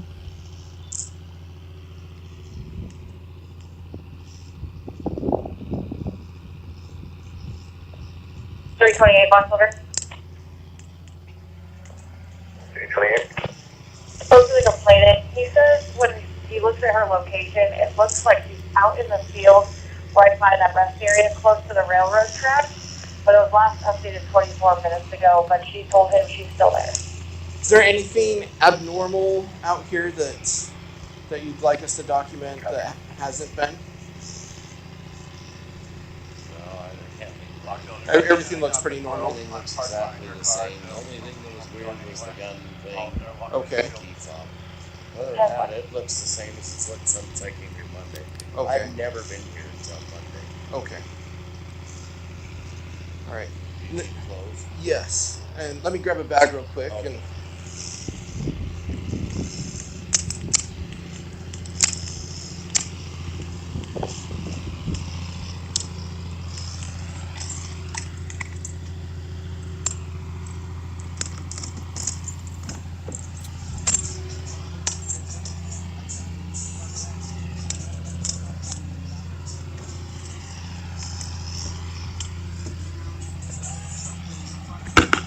Hi, Pet Nutty Nancy.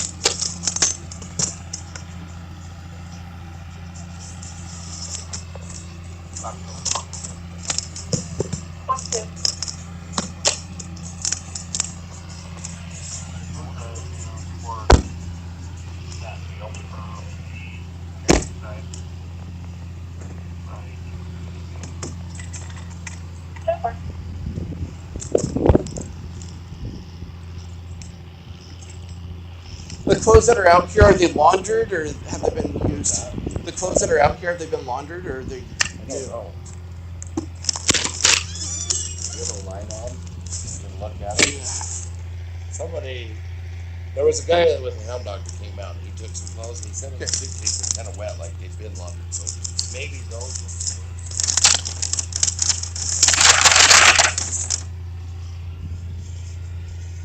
Who is this guy that's going through all this stuff with no gloves on or anything? You see what I mean? Who is that? Do we even get a name on that guy? That looks like it's not been laundered. Let's get that. Yeah. So this is like not too good here, okay? Just a few things that doesn't appear to. Probably that. Yeah. This is not good. Yeah, Not good at dirt all. and stuff's falling out of it, so. What? Good Why sign. don't they have gloves on? Maybe a hat? Yeah.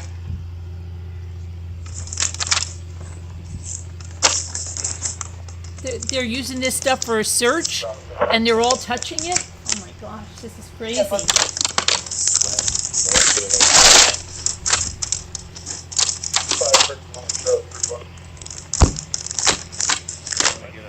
Now, you want to get a blanket in there, but he hasn't been there for a while with that. That probably wouldn't be needed. I think I don't think we need the blanket. Oh, sorry, got that in your eyes. Anything else that you'd like us to take?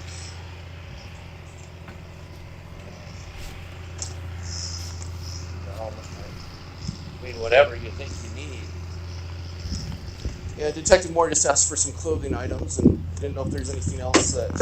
Tools. Because my Zoom's going to do an upgrade, so it's going to disconnect and connect. It's not going to affect us. Whatever you think, take it, whatever. Okay. So I think the clothing, I think that's not laundered stuff, so it should work for that part. Hold on, put the video Okay. back on. Then we talked about him not having any health issues. Was he? I'm sure this has already been asked, but was he suicidal or anything? Hold on. No, the reason I know is Friday he called me. This kid's a farm kid. I don't know if you're familiar with farming or anything. I've been a real look forward type farm guy my whole life, and it's just rubbed off on him. So when I come out here, I see what I would see as a kid. In his mind, he's got pictures of trees, a fish pond, pivots. This is going to be like a next J.R. Simplot farm, big.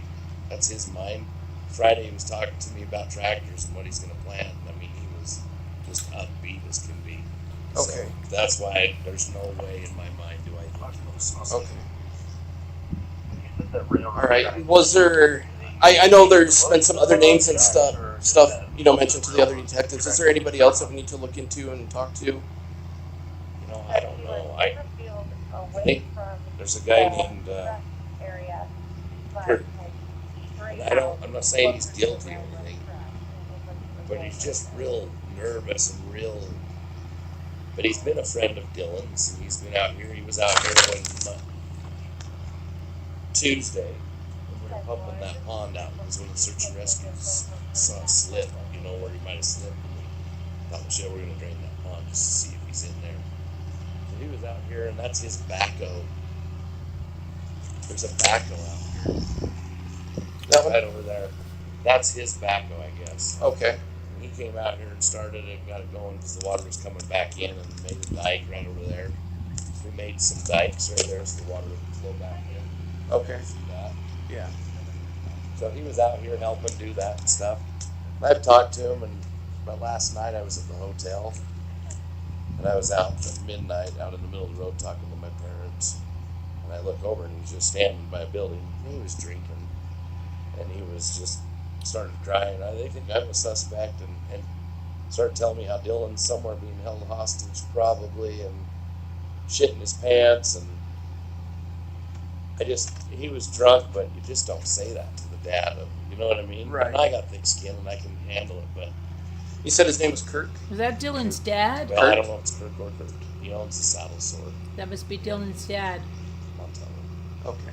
So, Do you know his last name by chance? no, but the officers do. We've got it. Oh, all you already Yeah, you it's spoke all with them. documented. Okay. And I'm not saying he's a suspect. I'm trying to keep my mind not focused on one guy. Right. Just trying to just be open-minded to everything. At first, we kind of were. We have a guy named Chase Ventura or something. Okay. And I got my mind focused on it was him, and I realized I can't be doing that because we got to look at everything. So Okay. What was There's Don. Chase's ties to out here? I don't know about Chase. Shit, Okay. hardly any. But the whole town knows him. And that whole town, it's a crazy place. They're just all like, they're all nutty for one thing. Mm. And they're just all kind of like looking out for each other. They're scared. I think that whole town is scared of policemen. But yeah, Kirk says he wants them there, but then he don't respect them at all. I can tell. You know? Yeah, out in Montella. Yeah, Montana. But I'm not saying he's a bad guy, but the only people that I know of that really were in contact with Dylan is I hear the Chase guy. I didn't know it. But Don and Jim. Jim was the guy the place you guys were at. Okay. Jim came out here and helped. Jim came to Rigby, where I live. I live in Rigby in Idaho Falls area. Dylan bought like 800 pigs or something from the Midwest when the pandemic hit, whatever, the corona. They brought them to my farm, and I was pissed. And Jim was there, and I unleashed on him, told him to get the hell out of here. He called Dylan, told me he was going to blow my head off. Dylan called me, he got all mad. So when I found out he was going to blow my head off, I had to go see. And he's walking down the lane of the farm with a big old pistol, and my dad calmed him down, and he calmed me down. Then he came back this winter to my shop to work on that seed truck. Fine, everything was fine, and I realized it's Dylan's friend. I'm not going to worry about this, you know what I mean? I got to mend ties with myself. And Don also came to Rigby the winter before this and lived in my grandpa's house because that tractor ran him over, broke both of his legs out in Argo, Idaho. Dylan was doing some custom work, so I don't know exactly how Dylan got to know these guys. Okay. But they looked for a job, Mm. and Dylan could give them some money to do some stuff, and they kind of befriended him and helped him.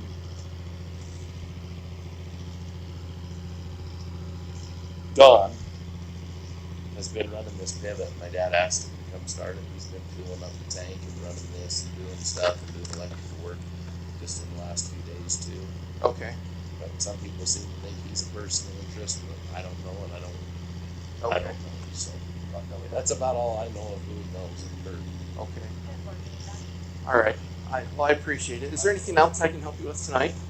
Just find my son soon. Yeah. I know you can't do it tonight, but Yeah. I wish I knew everything and had the little crystal ball or something and like, okay, here's all the answers. oh, And man, I love it. Yeah, it's been a long few days.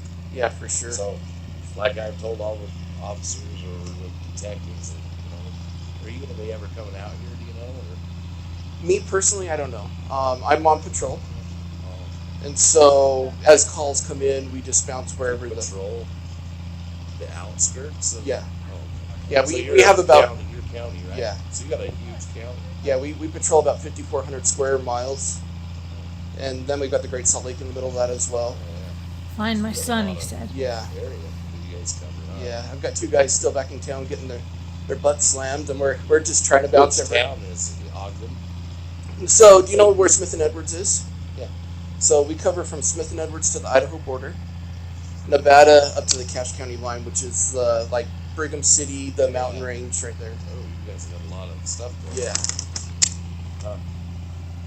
Okay. Yeah, but I'm on until 6 in the morning. It's Charlie 14.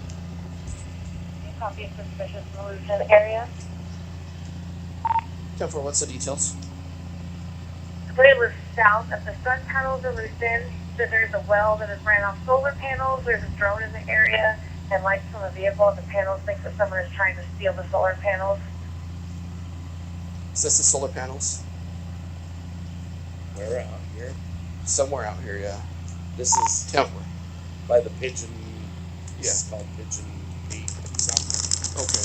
Yeah, there's solar panels right out here. Right where we pulled in, there's solar power panels and a well. So right where the right as we turned off on that angle. Just okay. Before that, there's some solar panels right. Okay. And a well. Okay. Who the hell would have called that? Someone that's staying out here somewhere. That's yeah, his dad. Yes, Pet so Nanny. there's a drone and. There's a drone out here? That's what he's saying.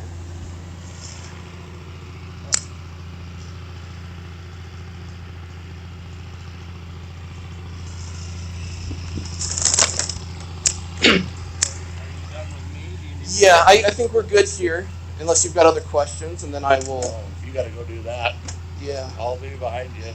Okay. If there's something weird, this is a scary place. Yeah, it's Can't Wild believe Wild my West. dad sent my son out here. I'm pissed about it. But this is a scary place. I don't like it. I don't like it, he said. You hear what he said? He said, this is a scary place. I don't like it. He either said, I'm pissed, I sent my son out here, or I'm pissed, they sent my son out here. Yeah. Oh, the bad guys. Thank you. You Yep. have a great night. All right. I'll just follow you so you don't Okay. have to get my gun. Perfect.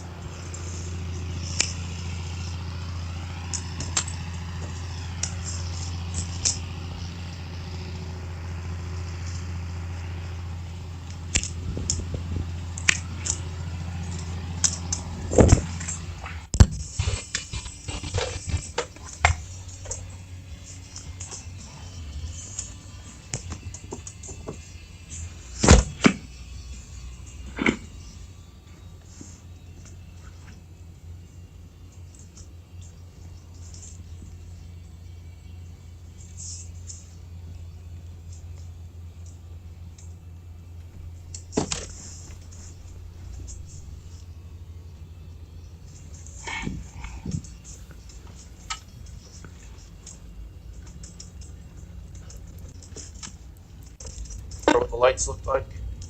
Other Charlie 14.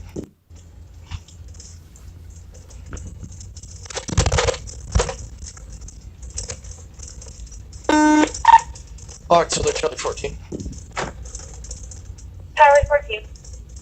I don't have good cell service. By chance, do you have any vehicle description or what the lights look like?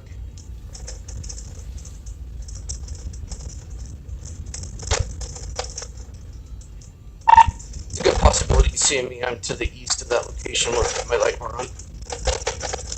When you see any vehicle description, he said he couldn't see from that far in the dark. He just said he could still see the drone up in the air about 100 feet. 10-4. This is Bragger. So let me see.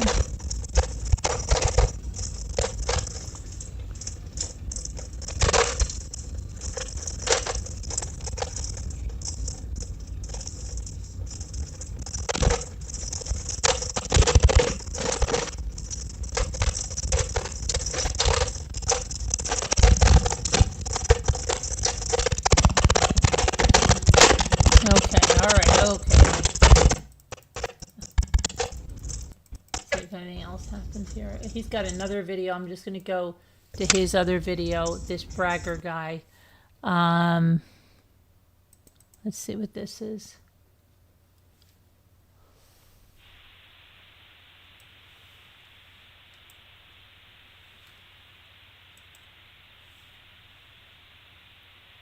Same night. June 2nd.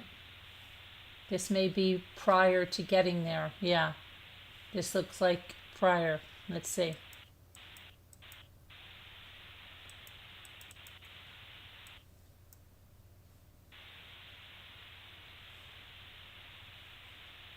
Oh, you know what this is? This is his dash cam. Okay, that's just the dash cam. All right, let me go back to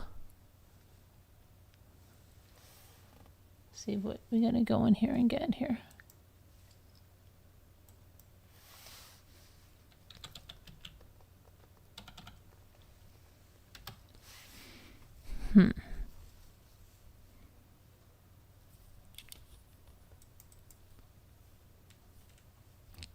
So that was in here. Let's go back in this file.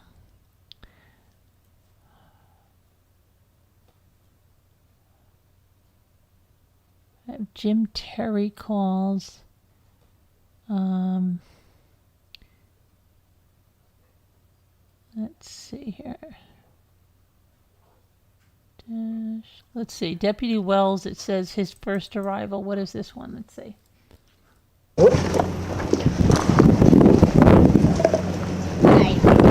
Hi, Candace. Justin Dillon's dad. Hi, Justin. So windy. Is his last known location. His camper is about 4 miles back up this way by his pond, and we're really thinking. Now this is May 30th. So the video we just saw with Dylan's dad was June 2nd. So this is May 30th. And it's very windy. I apologize if you're wearing headphones. It's not going to be comfortable. He might have taken off and across. Because there's been no phone calls on his phone. Yeah, no. I did get a ping. Okay. Last location was 15.4 miles from the phone line tower, which puts him on this back road. So I wonder if would that hit him walking? Okay, that's I know my son, and that's the shortest route to his camp. That's his mother. Candace is his mother. That road ends right out here. If he walked, he would have come from the corner, cut across this field. But that's his closest cell phone, Pete. Not in town, it's out here. Mm-hmm. Off of that road, the back road into the compound. Can we go down to our disc? Yeah. You can go out there to the old cabin. But that's where the ping was. That's where the ping was. He was out there? Yeah. So are you guys... I used to work with Dylan. My brother's grandfather. Yeah. That's the grandfather. This Don. So, what's your name? Don Haley. Don and... Jim Brenner. Jim Brenner? I've been down to his place twice. Brenner down is yesterday afternoon, looked around. That's Jim Hadn't Brenner. been in, his pickup's locked. All the equipment's there. He's supposed to be there. Was his trailer open? He never locks it. He doesn't lock anyway. Today I took Jim down there with me and we did a little more thorough search. And he wasn't in the camper? Doesn't look like anybody's been around? No. I checked. It's been raining off and on since Saturday, so any fresh tracks were kind of mushed out. Yeah. He was on that back road down This there. is the killer right here. They don't even know the killer is right there. I don't know how we would do it though, and he had the green truck. No. Walking. That doesn't mean that's his exact location. That's the closest cell phone That's ping. the last ping for... Did you guys understand what I just said? This is his dad. This is his grandfather. And this is, he said, Jim Brenner. James Brenner is the killer. This is the killer right here, right amongst them. See? Whether he tried to use it or the last location it updated before it died. What time was that? Does it tell you? That was at 14:58. So right after So just before 3 o'clock. Right after you left. Yeah. So he must have pulled in right behind you, dropped off the grain truck, and I'm telling you, I bet you he took off walking. How do you get to that road from... So we don't have to go all the way back to Lucin Pond and over? No, I guess we're Perfect. okay. I'll find it.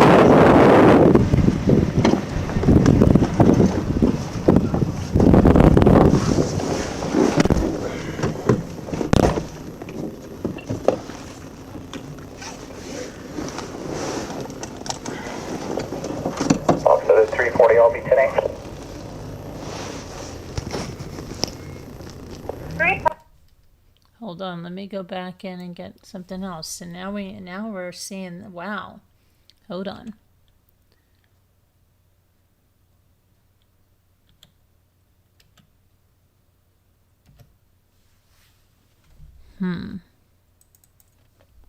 Okay, let's go back in this file.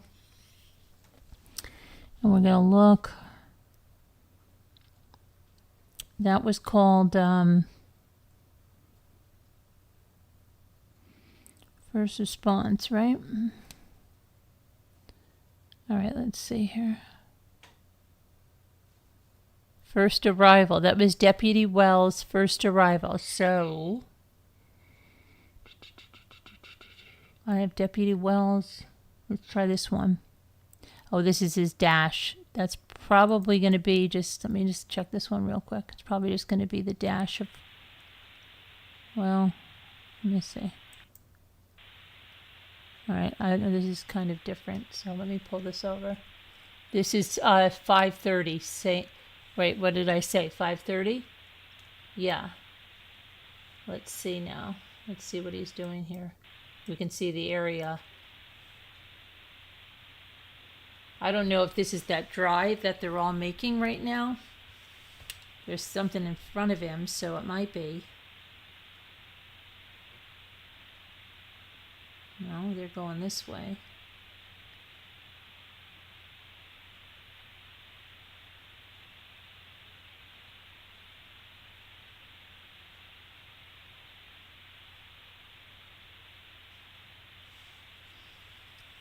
Where's he going?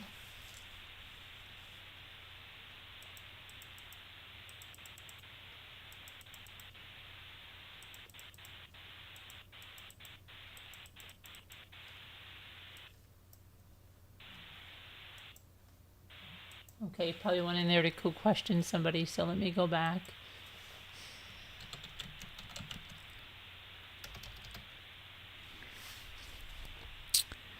Alrighty, let's go. Let's see what we got. So this is Deputy Wells. Let me go pull his videos because he looks like the first responder. I just saw something with Candace, Karen Rounds. This may be the phone call I was looking for before.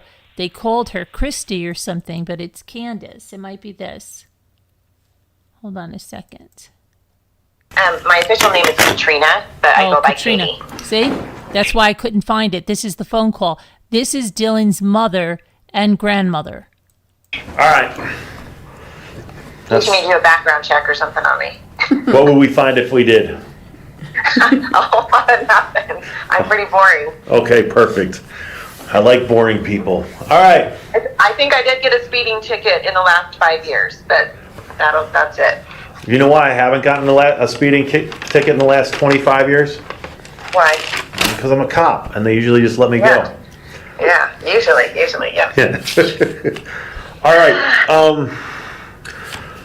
So, like I told you, kind of by way of background, I got called in on this on Sunday because they were executing warrants at Chase's house, taking him into custody on unrelated stuff, and that's the first time I ever heard Dylan's name was Sunday.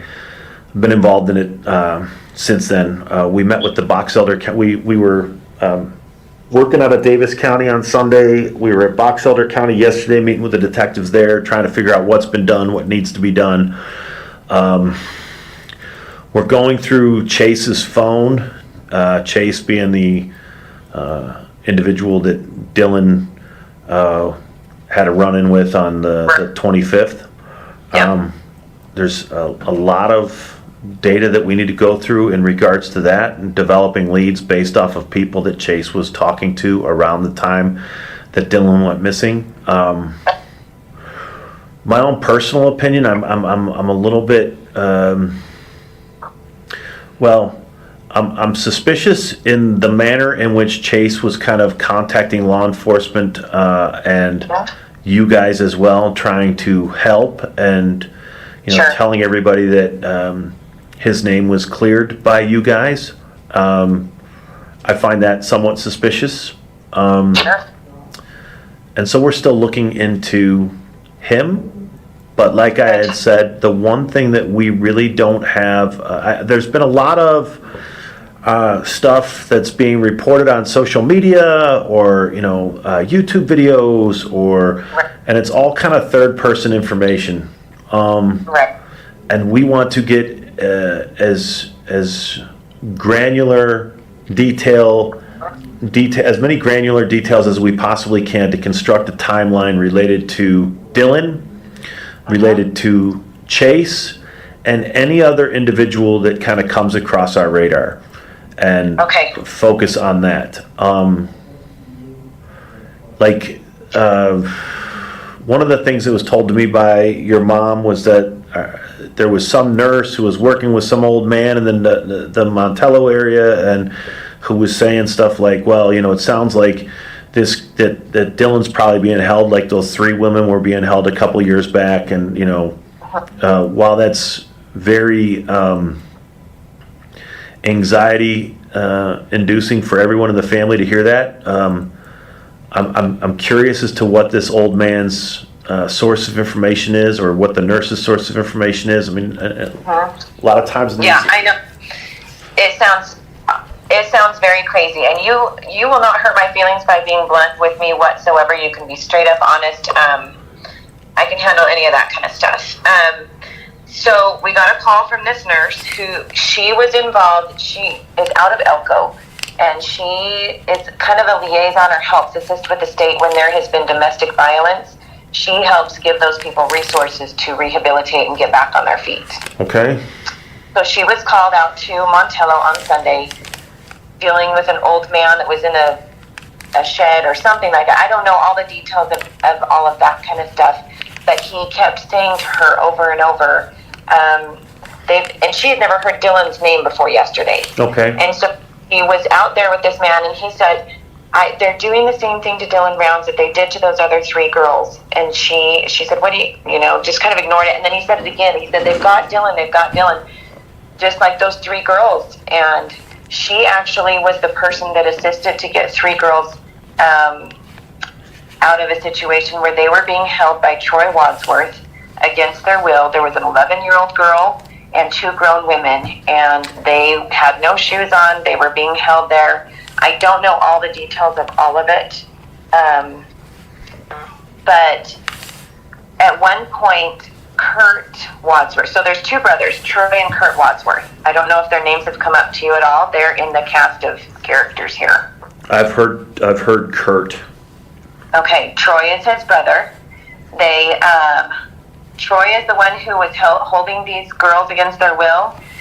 Kurt is really good friends with Dylan. I don't know exactly what that means. I think they would get along, and then they wouldn't get along, and he would help Dylan on the farm because he had a backhoe, and then they wouldn't get along. It was kind of just this weird relationship back and forth. Kurt, after Dylan disappeared on a Wednesday night, Dylan's dad was in Montello, and Kurt came out into the street screaming and yelling and fell to his knees, and he was like, oh no, Dylan, he's probably run out of water by now and he's shitting himself. We have to find him. Whoa, hold on, back up. Sorry. Yeah, I know, I'm sorry. That's all right. Yeah. So, all you have in regards to this old man that the nurse was visiting in this statement is like they're probably holding him like they were holding these 3 girls. Yeah, and then that caught the nurse's interest because she said, I dealt with this case in 2018 that directly dealt with Troy Wadsworth. There are some similarities to it. She is just saying, I don't know if it means anything, but this is what that was all about. And Give the nurse's name. I do have her name, and I have her phone number for you. What is it? Her name is Jackie. Her number is... Last name or no? I think it was... I wrote down Utter. I'm not sure that I heard that properly, but Jackie Utter. Okay. Her number is...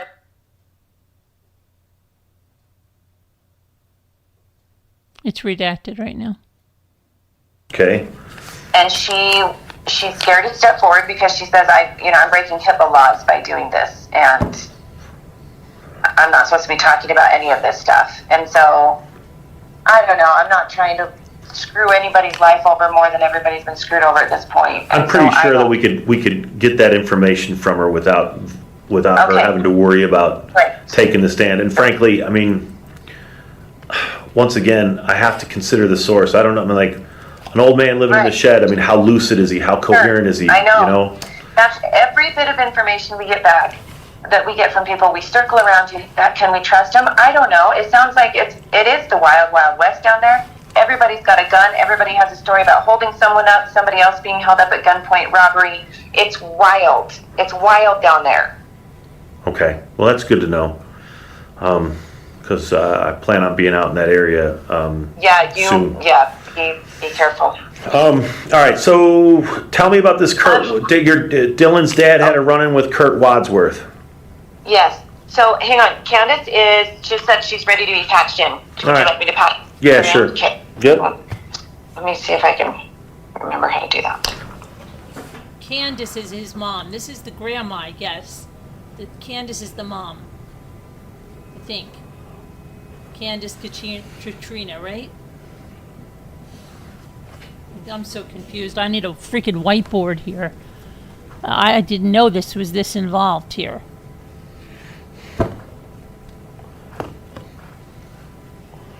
Kristen Cody. Who's Candace? I'm so confused. Okay, I've got Candace on the line, and I have Agent Jeff Ross. Hi. Hi, Candace. How you doing? I'm hanging in there. I can imagine. I think Candace is the mom. All right. I'll kind of bring you in, bring you up to speed as far as what our involvement is so far. Honestly, I think the woman on the phone was the aunt. We're trying to this is catch the up. mom on the phone now. We were called in to assist on this on Sunday.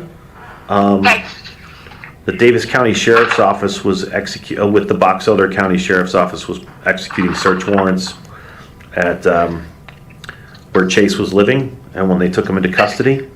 Can you hear me?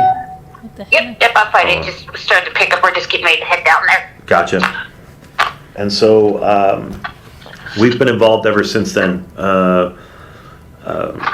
We were in Sunday. I processed a couple of phones belonging to folks involved that have been identified as possibly being of interest in this investigation. That's given us some leads to follow up on. And I was explaining to your sister-in-law that the one thing that we are really trying to do is get as detailed a timeline as we possibly can related to Dylan, and at this point Chase, and then eventually anybody else whose name pops up as a person of interest who may have had an axe to grind against Dylan. I know that the Box Elder County Sheriff's Office and the Davis County Sheriff's Office has investigated. Well, initially the Box Elder County Sheriff's Office was investigating this. They reached out to Davis County when they identified that Chase was living in Davis County, and we're trying at this point to wrap our head and hands around what's been done, and then follow up with what needs to be done. So I can kind of give you a pretty basic rundown on that. So Box Elder County still is yet to process where we think Dylan was last. The grain truck wasn't processed, nothing around his camper.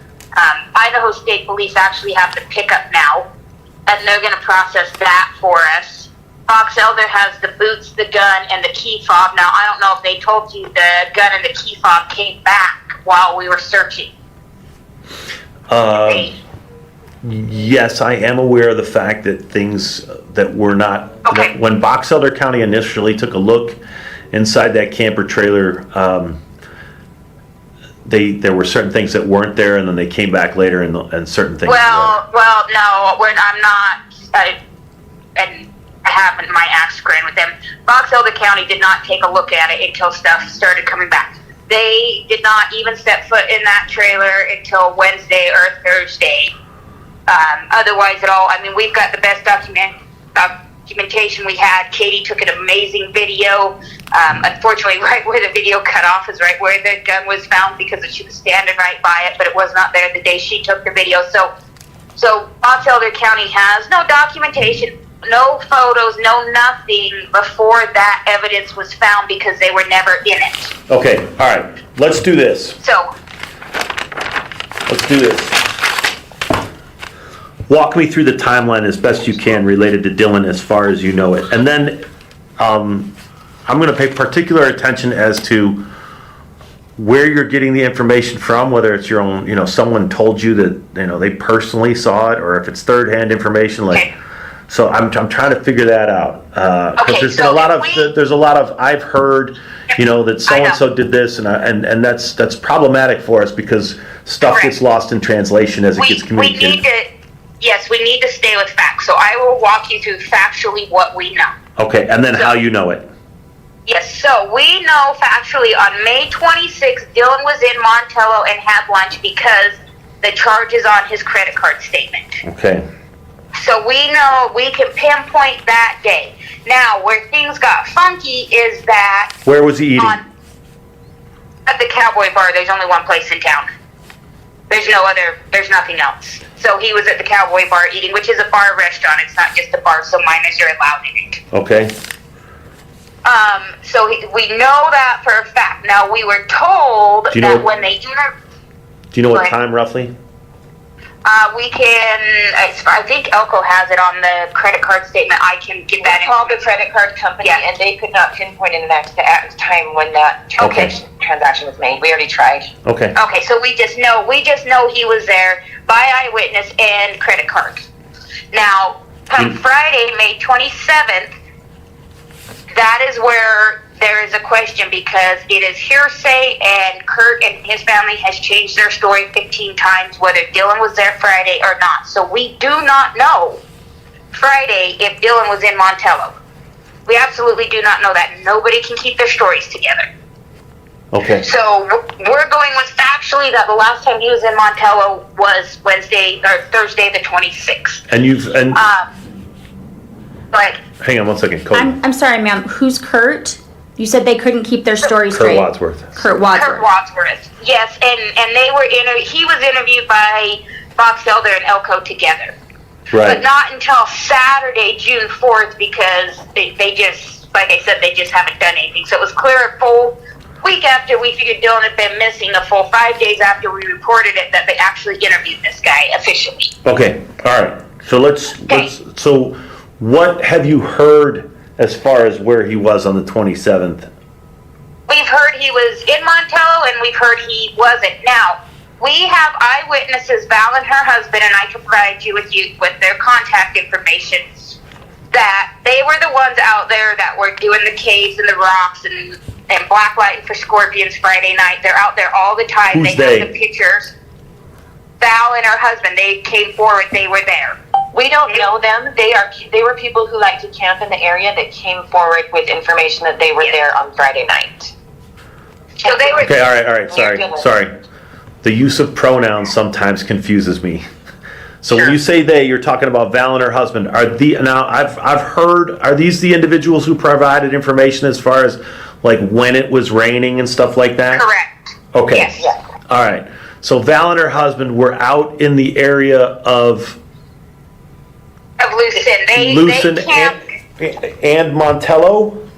No, Lucin. Okay. It's Lucin. Where the farm is. They were by the farm. Okay. Listen, they camped, so it was 3 miles from where Dylan's farm is.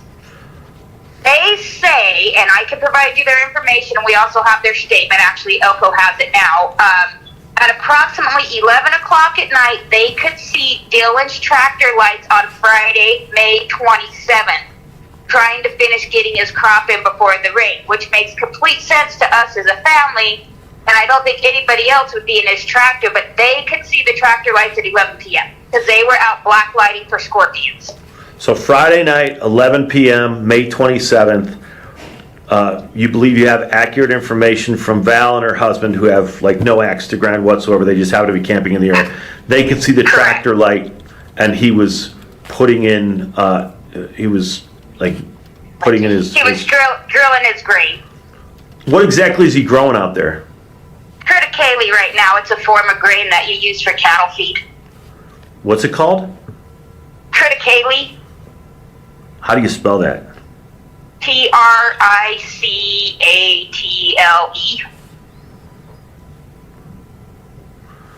Say that. No. Spell that again, because it cut off a little bit. It's Tricatle. T-R-I-C.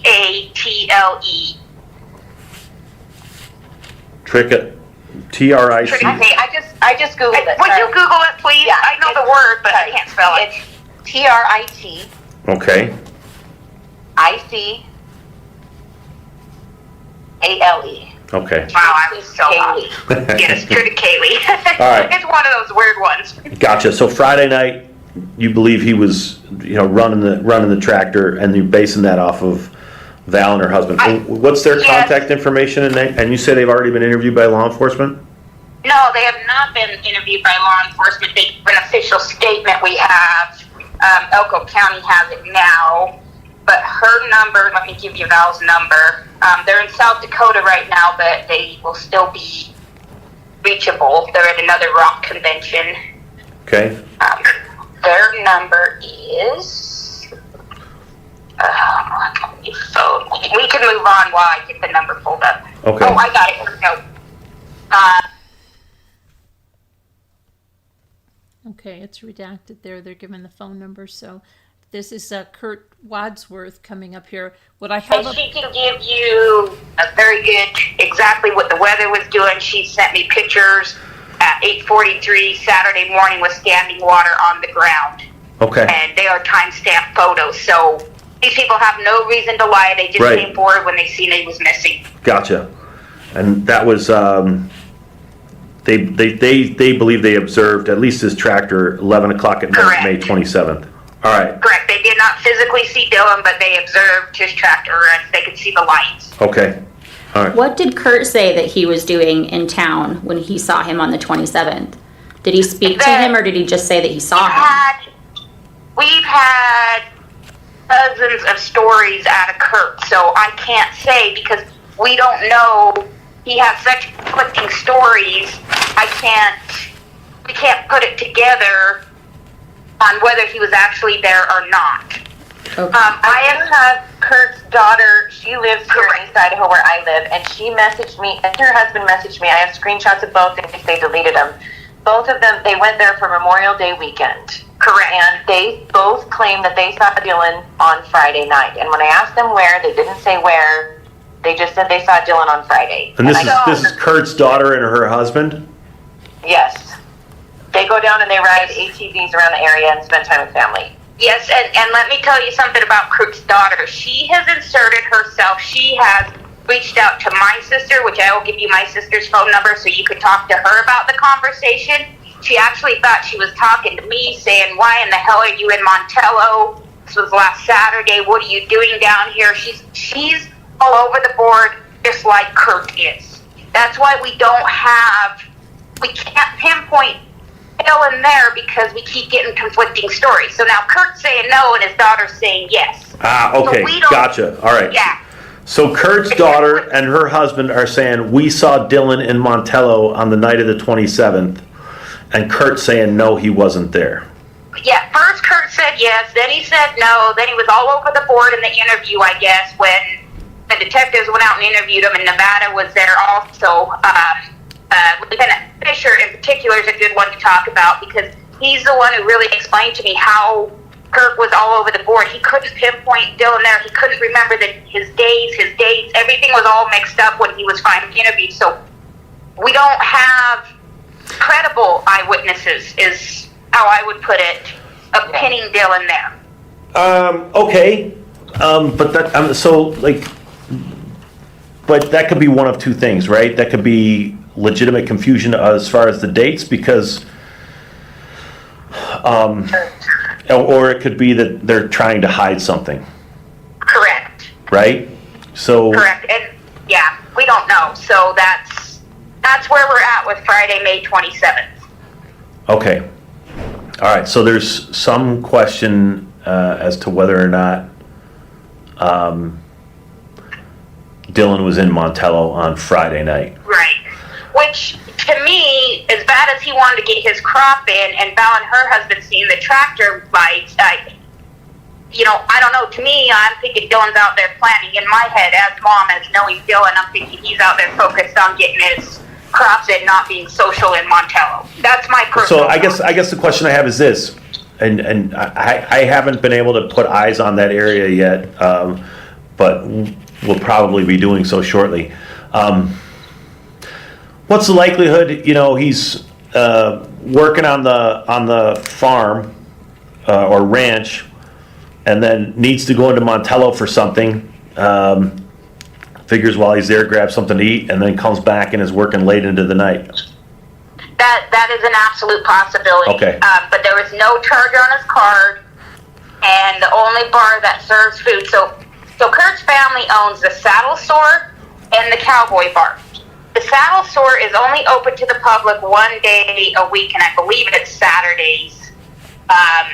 But they're not open to the public. The family uses it as their hangout.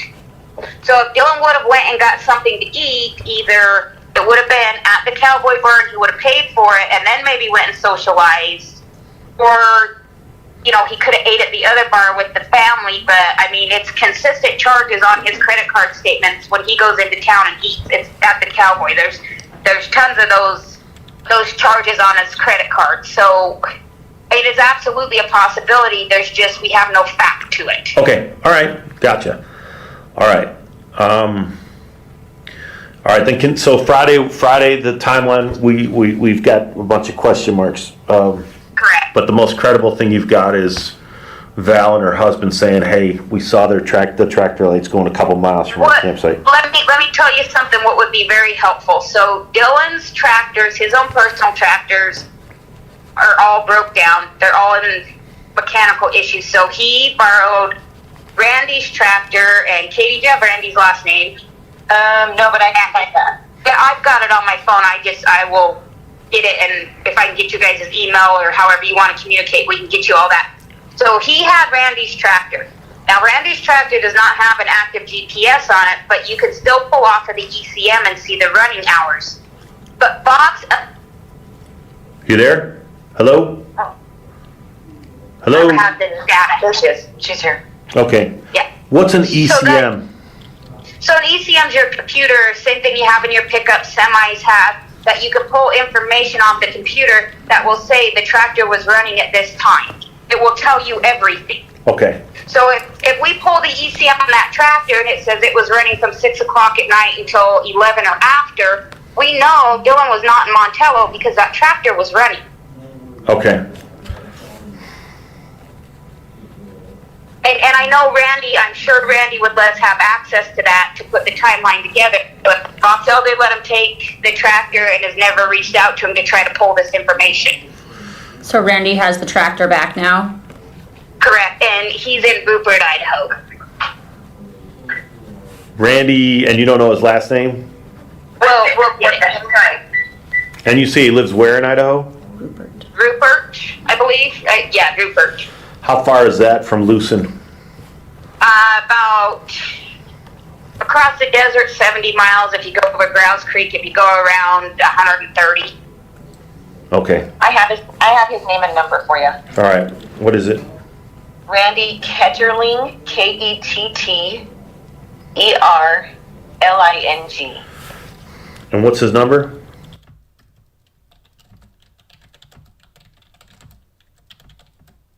Okay.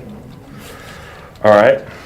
So then, in the timeline, as we move to May 28th, Saturday, that's when he had the phone conversation with Karen at 6:51 in the morning.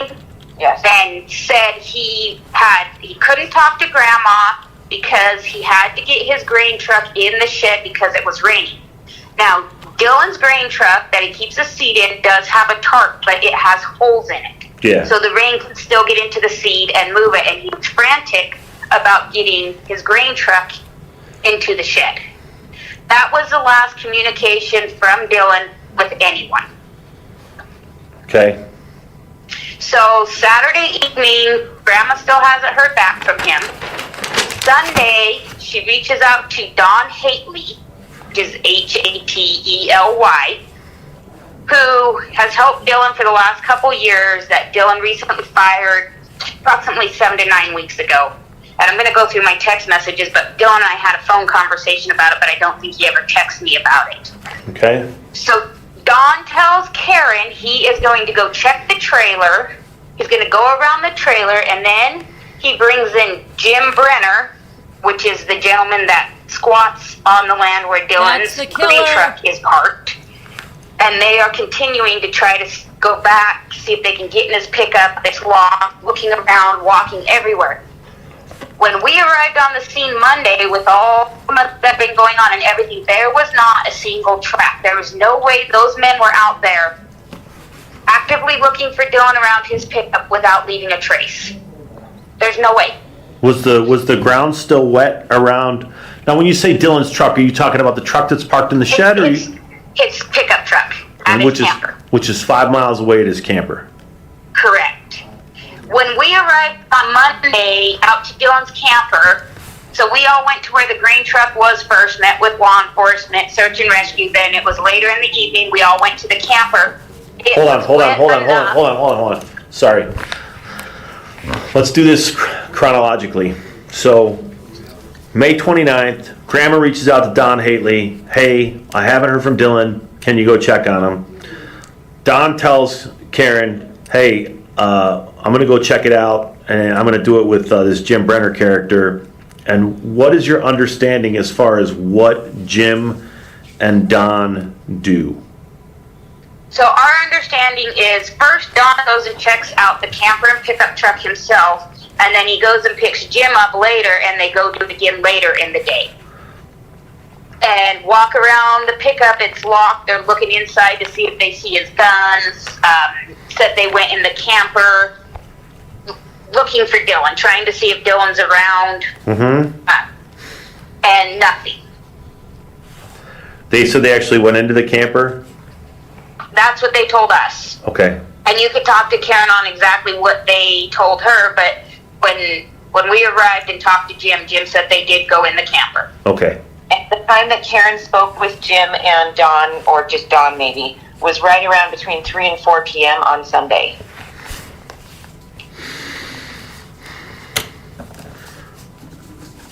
So, it's your understanding from what Don tells Karen that either him or him and Brenner went to Dylan's trailer and truck, where Dylan's trailer and truck was, on at least 2 occasions. Correct. First, it was Don by himself, and then Don later with Brenner. And Brenner is staying where the grain truck is parked, which is 5 miles away from. Yes. The camper and pickup, and where the actual farm is. Where the grain truck is parked is on someone else's land. Right. 5 miles away. Yep, correct. Okay. All right. So May 30th. Okay. All right. Perfect. Thank you. Sorry, I just had another agent walking in that's we're trying to put together a game plan as far as when we're going to be heading out to Lucin with Box Elder County and the other to kind of, we've got a growing list of stuff that we need to do. So quick question about the land that the grain truck is on. You said that's not Dylan's land. No, so that is Joe Cecchio's land, and Dylan's plan was to buy that land. Joe Cecchio's a ton of land out there. And Katie, am I correct in saying that's who they bought the original 640 acres from? I actually don't know who they originally bought it from, but I do have Joe's contact information, I believe, if you want that. Can you spell his last name? I'm looking right now for the document. I believe it's Cecchio. Okay. But I'm looking to try and find that right now. So he just allows Dylan to use the land to store the grain truck. And just so you guys have a little bit of background, when Dylan was allowed to start using that property back in 2019, the first time it was my husband Mike that took Dylan out to the property to look at it, and Jim was there squatting. Jim was not happy with the fact that Dylan had access to this land and he could come and go as he pleased and used everything. He was very unhappy about that from the get-go because he considered it his. He still considers it his. That's why the gate's always locked, but it is not his property. And it's, but that's how he treats it, and he just did not like the fact that Dylan could do what he was doing. What's Jim Brenner like? Oh, he's very odd. He's explosive. There was an encounter, and you can call and talk to Justin about it last year, where Justin is Dylan's dad. Okay. Yeah, and that was on actually Justin's private property. This occurred in Yukon, Idaho. Idle Falls, Idaho is the address to it, but he's very different, standoffish. He's your typical squatter out there. He doesn't want any people around. Does Joe allow him to squat on the property as well? I have Joe's name and phone number here for you if you're ready. Okay. Joe, and the last name is CHECCHIO.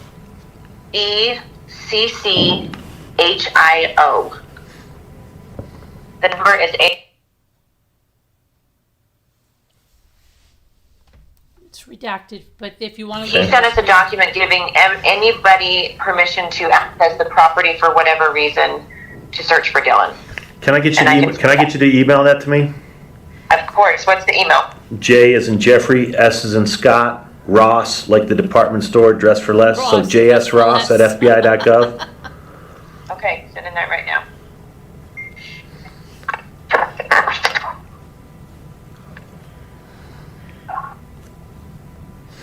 So after May 29th, when Don and Jim supposedly went and looked for Dylan at his property, the next morning... I'm sorry.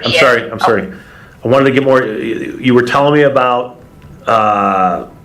Justin having a run-in with Jim Brenner that involved a gun. Yeah, and I need you to get more with Justin on that because I was not there. So that's something he can fill you in on properly. What's your understanding of what happened?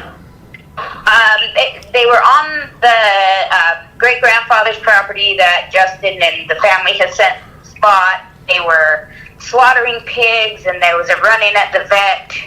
Something about Jim's dog being tied up, and Justin was angry because they were there. Jim pulled a gun, and then he was walking up and down the great-grandfather's lane with the gun, waiting for Justin to come back.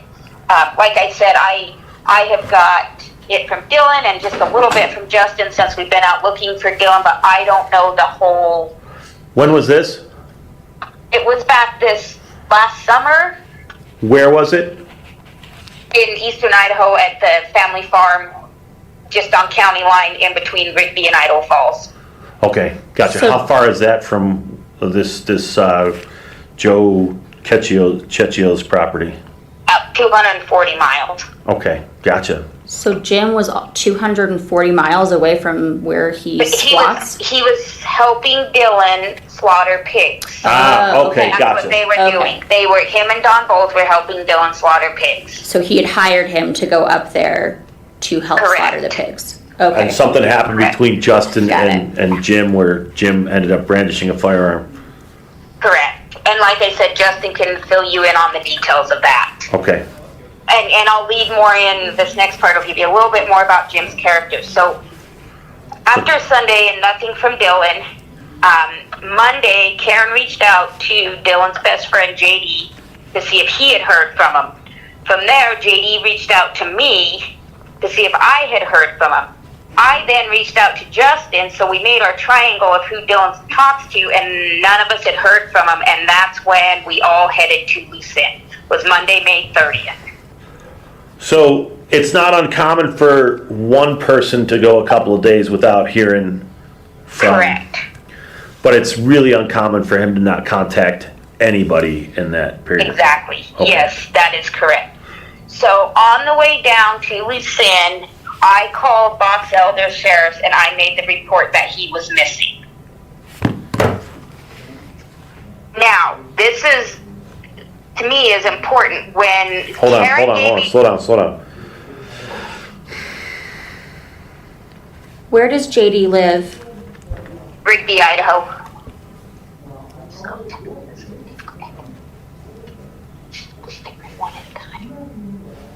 All right. So, you reach out to Box Elder County after hearing that no one had heard from from Dylan since the 28th. Correct. Yes, and that was May 30th. I reached out on the way down to Lucin. Okay. All right. Go ahead. So, Karen gave me Dawn's number, and I called Dawn to see what the heck was going on. Dawn did confirm with me that they had been to Dylan's camper, and there was no sign of him. We were stopped in Park Valley, Utah, and I told Dawn, I said, I think I need to call and file a report. Something is wrong. And he worded it, yes, I think it's okay to do that now. Like giving me permission. It's okay to do that now. Which, look back on it now, it was really odd, and there's many statements that were made that fall into this. So I call, I make the report. My husband and I get on the ground in Lucin before anybody. Now, as we're driving down the road, there's a spot about 7 miles that doesn't have service. We get to where there's service, and Don is sitting there in his pickup waiting for us, and he tells us, Jim is there waiting for you. He knows you're coming. So we said, okay. So we go. Did they know you were coming because you obviously told them you were on your way down to Lucin? Correct. Okay. So when we arrived in Lucin, my husband and I, Mike, and we were met by Jim, he was really fidgety, standoffish, but talking a lot, but kind of talking in circles. One key thing was that Jim had on Dylan's hat. Dylan has this John Deere hat that I have pictures of him in clear back in 2019.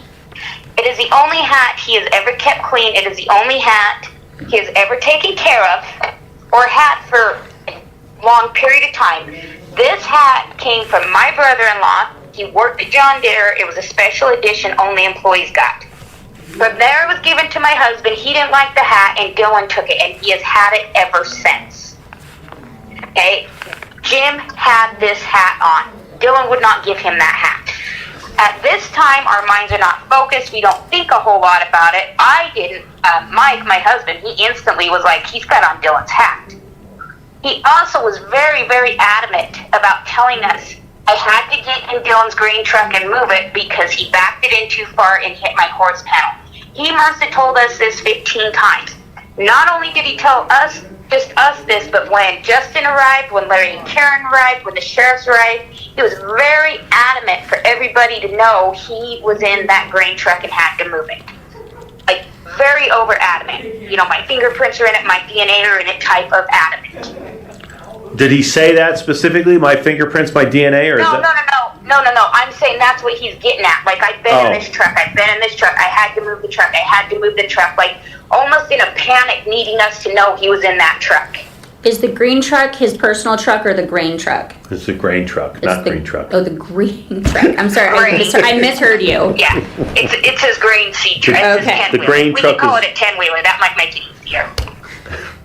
Just call it the grain truck, and we'll call Dylan's truck his truck. We're good. I just misheard you. All right. When search and rescue arrived... Hold on. How certain are you that it was Dylan's hat? 100%. And where is Dylan? And when did you guys...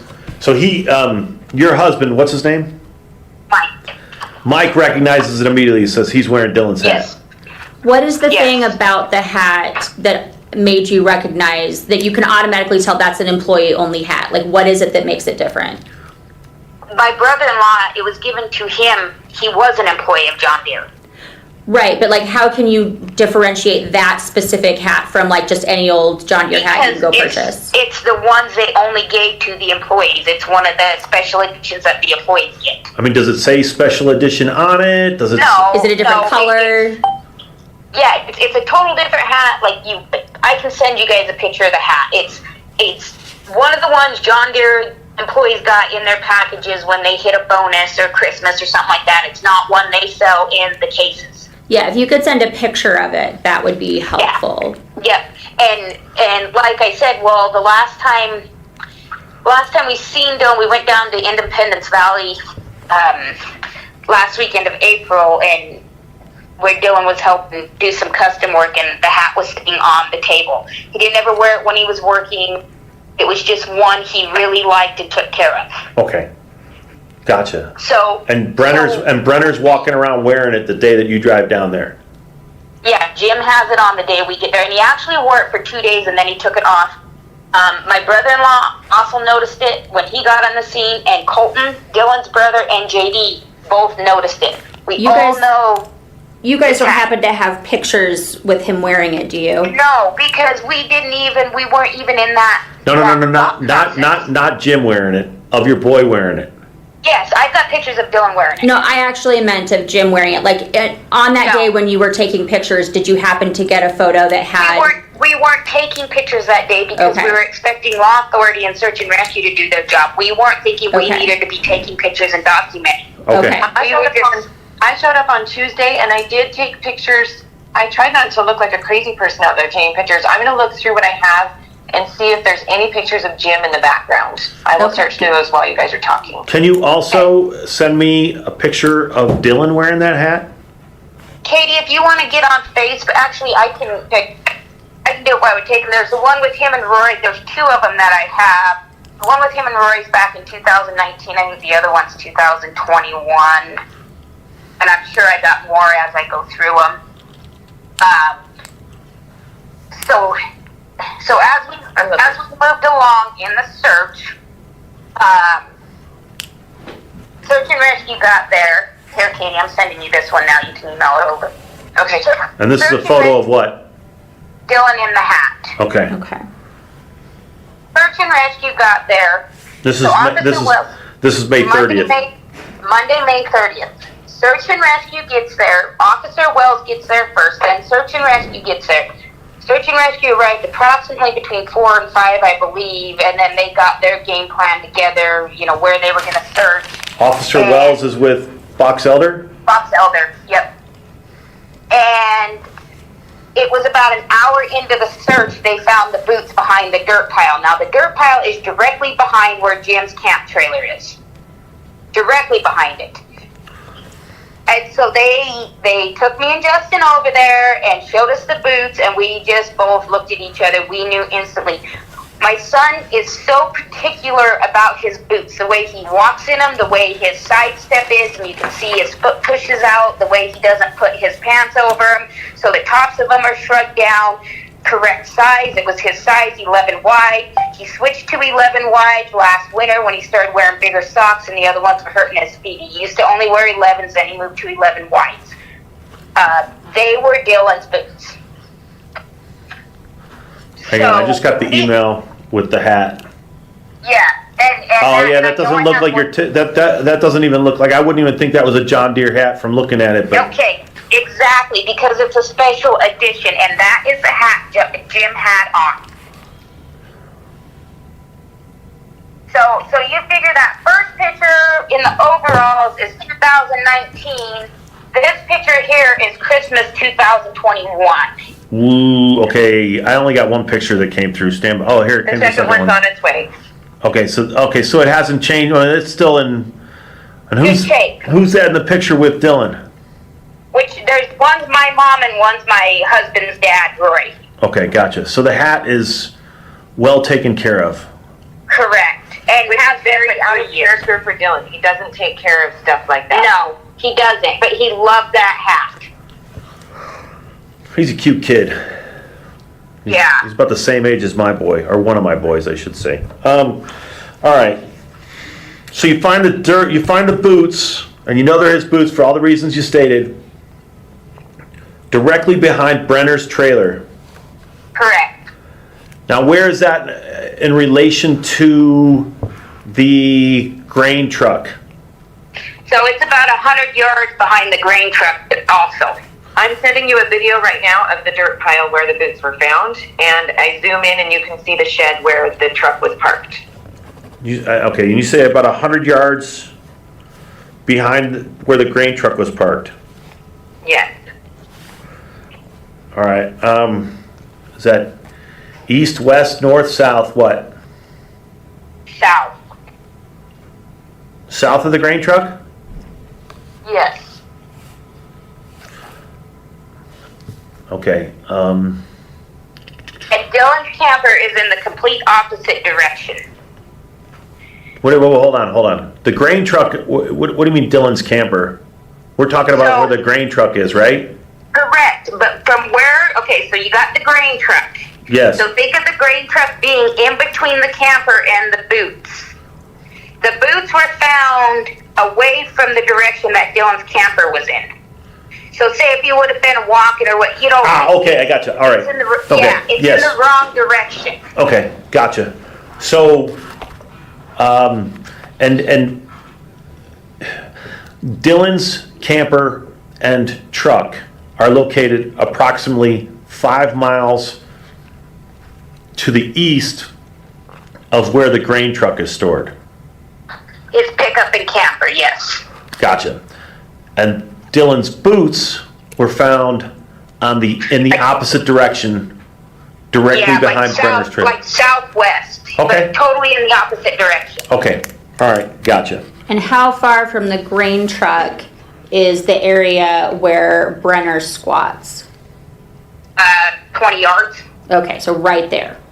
Right there. He's right on the property. And you can see it on Google Earth where he's at. Okay. And you can see it on a lot of that chopper footage. The Heavy D one's a really good one because they got right over it. Okay. All right. And what was it that I was waiting for someone to send me a video of what now? I'm sending you a video of the dirt pile and the shed so you can see how they relate where they're at with Jim's trailer. Okay. All right. So you find the boots, and then what happens? So search and rescue, like I said, they take us over, they show it to us, we know exactly. The boots were set on the back of a side-by-side and 100% dismissed. People just kept searching as if he took off walking. They were absolutely dismissed. So search and rescue stayed out until about 10:30 that night. So myself, my husband Justin, and Brooklyn, our other daughter, our other son Colton, and JD, my sister, my brother-in-law, we all stayed out in our vehicles at Dylan's camper that night, hoping maybe, he's going to come walking out of the desert herd or something. Okay. That's where I say it was still muddy enough. That Monday evening, we didn't get to the camper until probably 8 o'clock, where his camper and pickup were. It was still muddy enough. We would leave tracks. Okay. So that is why I say I do not believe Jim and Dawn when they say they went out to check Dylan's stuff on Sunday. If we're leaving tracks on Monday, they should have left tracks on Sunday. Okay. So after that, about 2:30 or so, Tuesday, May 31st, Search and Rescue pulled out and called it. They basically left us in the middle of the desert. This is when we got that phone call that Dylan was being held in Montello, and it was Kurt Wadsworth who called me. He first called Karen because I was on the phone. Well, he tried me, and I was on the phone, and I wasn't answering it because I didn't know who it was, and I was on an important call about trying to get help to find Dylan. And Karen texts me and says, you need to answer Kurt. He has information. So this is approximately 3:30, 4 o'clock on May 31st. Tuesday, May 31st. So Kurt tells me in the first conversation that Robert Avila called him and told him he took Chase out to Dylan's place on Friday, on Saturday, May 28th, and they have Dylan held hostage in Montello. He may or may not be alive. They're not giving him water, like this great big story. So I'm in a frenzy because we're already trying to figure out what happened with Chase. We're already starting to think we need to find Chase. So then I get off the phone. I call Justin, tell him to get back because he was out searching. I call Detective Blower. I don't get an answer. Kurt calls me back, and then his story changes. Well, he may be in this place, or it may be this place, but they definitely have him, and my brother is watching to make sure nobody leaves that house. My brother has eyes on him. Well, hold on. Kurt tells you Robert Avila took Chase out to Dylan's farm. Dylan's farm. And his exact words were to settle a score. And he's telling me it was Robert Avila called Kurt. That is what Kurt's telling me. Kurt Wadsworth. He called me. Why? Why would they call him? It'll build into an understanding. So. Hold on, real quick. Who's Robert Avila? He is a guy who just got out of prison. He's on parole. He lives in there. He's a bad dude. We don't know who he is. That's all we know.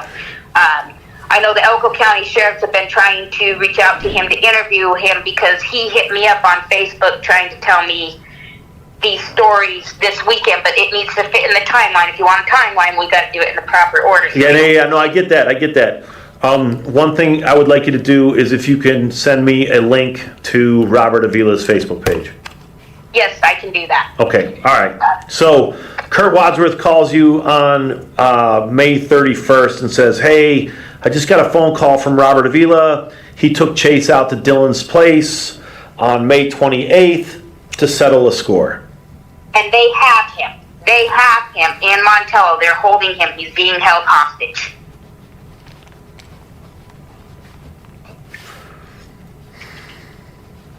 So I spoke with Kurt 3 different times. Each time I spoke with him, his story changed a little bit. First, he was definitely in this house. Then it may be another house. Then he's not sure, but the one house, his brother Troy is watching and making sure nobody leaves the house. We need to get to town. So Justin calls Blower and says, this is what we know. Who's and Blower? Somebody, Detective Blower with Box Elder County. Detective Blower. Yes. What's he look like? He's tall, pretty broad, pretty dark hair, heavy build, not fat, but heavy, big husky guy. I'm trying to think if he was one of the guys that I met with yesterday, but there were quite a few people there. Okay, so you relayed this information to Blower. We relayed the information to Blower. We are told by Blower, we do not have jurisdiction in Nevada. You need to contact them. Contact Elko County. Correct. So Justin tells Blower, either you contact them and get somebody out here, or I'm going to take this into my own hands. Whether or not Blower ever contacted Elko County, I do not know. In the meantime, when we pop back into service, because there's about an 11-mile stretch there with no service, maybe a little longer, I called Elko, I called 911. I explained what was going on and that we needed assistance immediately.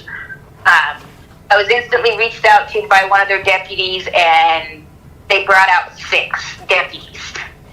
When the deputies got there, they had no clue Dylan was missing. That's why the situation was handled the way it was, because Box Elder had not told them we have a missing kid out here. He's been reported missing. Dylan's farm is only 14 miles from the border. So they did not know what they were walking into. All they know is they get these frantic phone calls that... Okay, let me pause for 1 second. Hold on, I just got an email here. Okay, that's the Dirt Pile movie.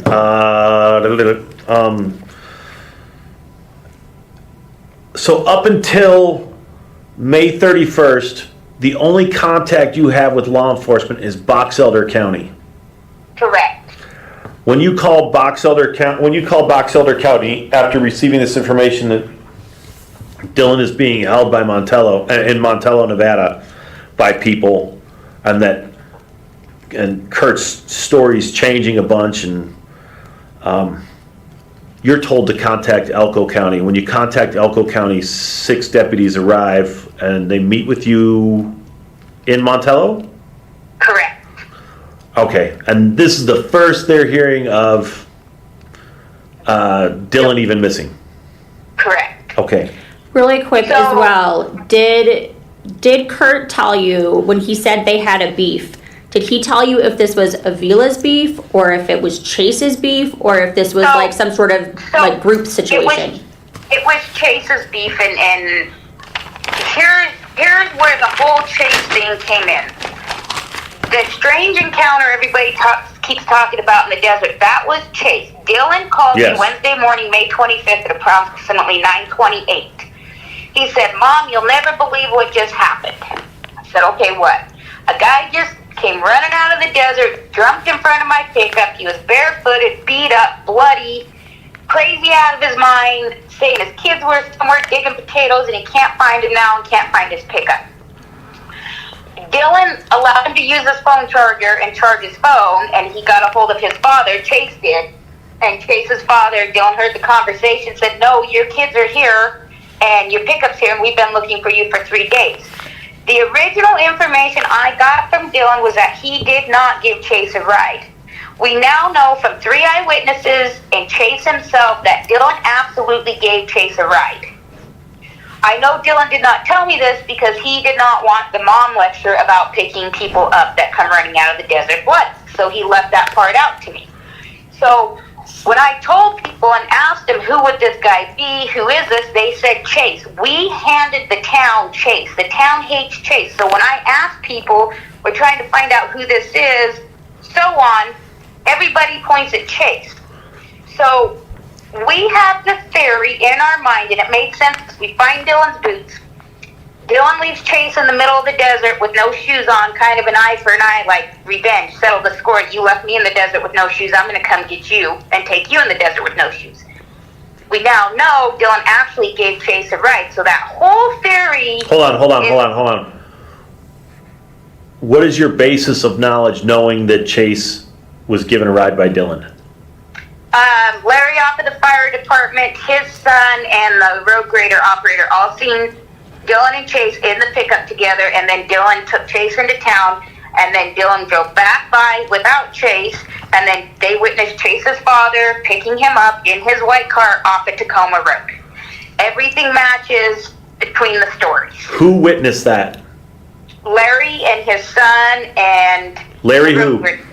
Ask Bob Zelder. They took all the last names. I turned all the information over to them. I've got it in my text messages. I can give you his cell phone number. So Larry and his son, and who else? The road grader operator. County road grader operator. And they supposedly witnessed Dylan give ride to Chase into Montello. Correct. And then they witnessed Dylan coming back without Chase. Then Chase showed back up out in the desert, still on foot, and was looking around for his bag of guns.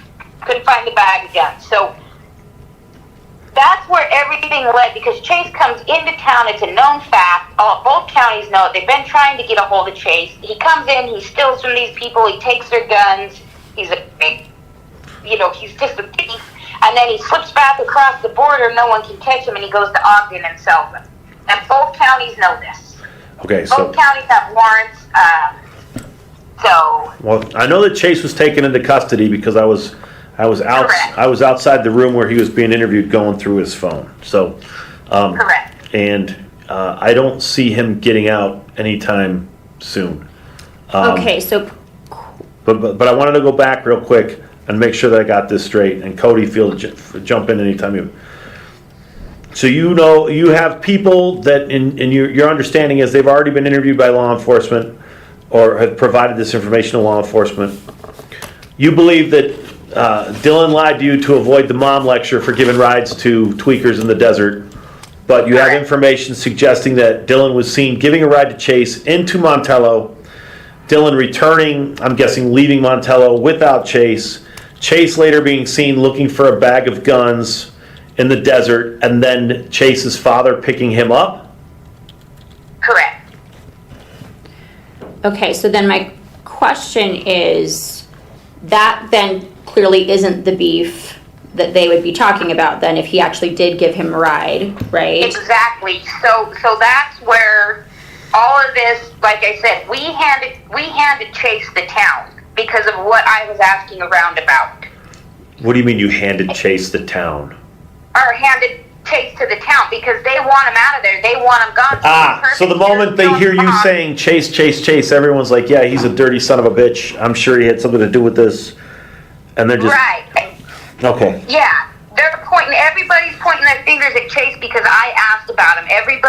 Chase never would have came into it if I didn't know about Dylan giving him a ride. I'm the one who brought Chase into it, and the town took it and ran. Okay. Okay, so I was looking at your Facebook posts, and I saw on June 6th where you had, initially Chase was on all of the posters and everybody was looking for him.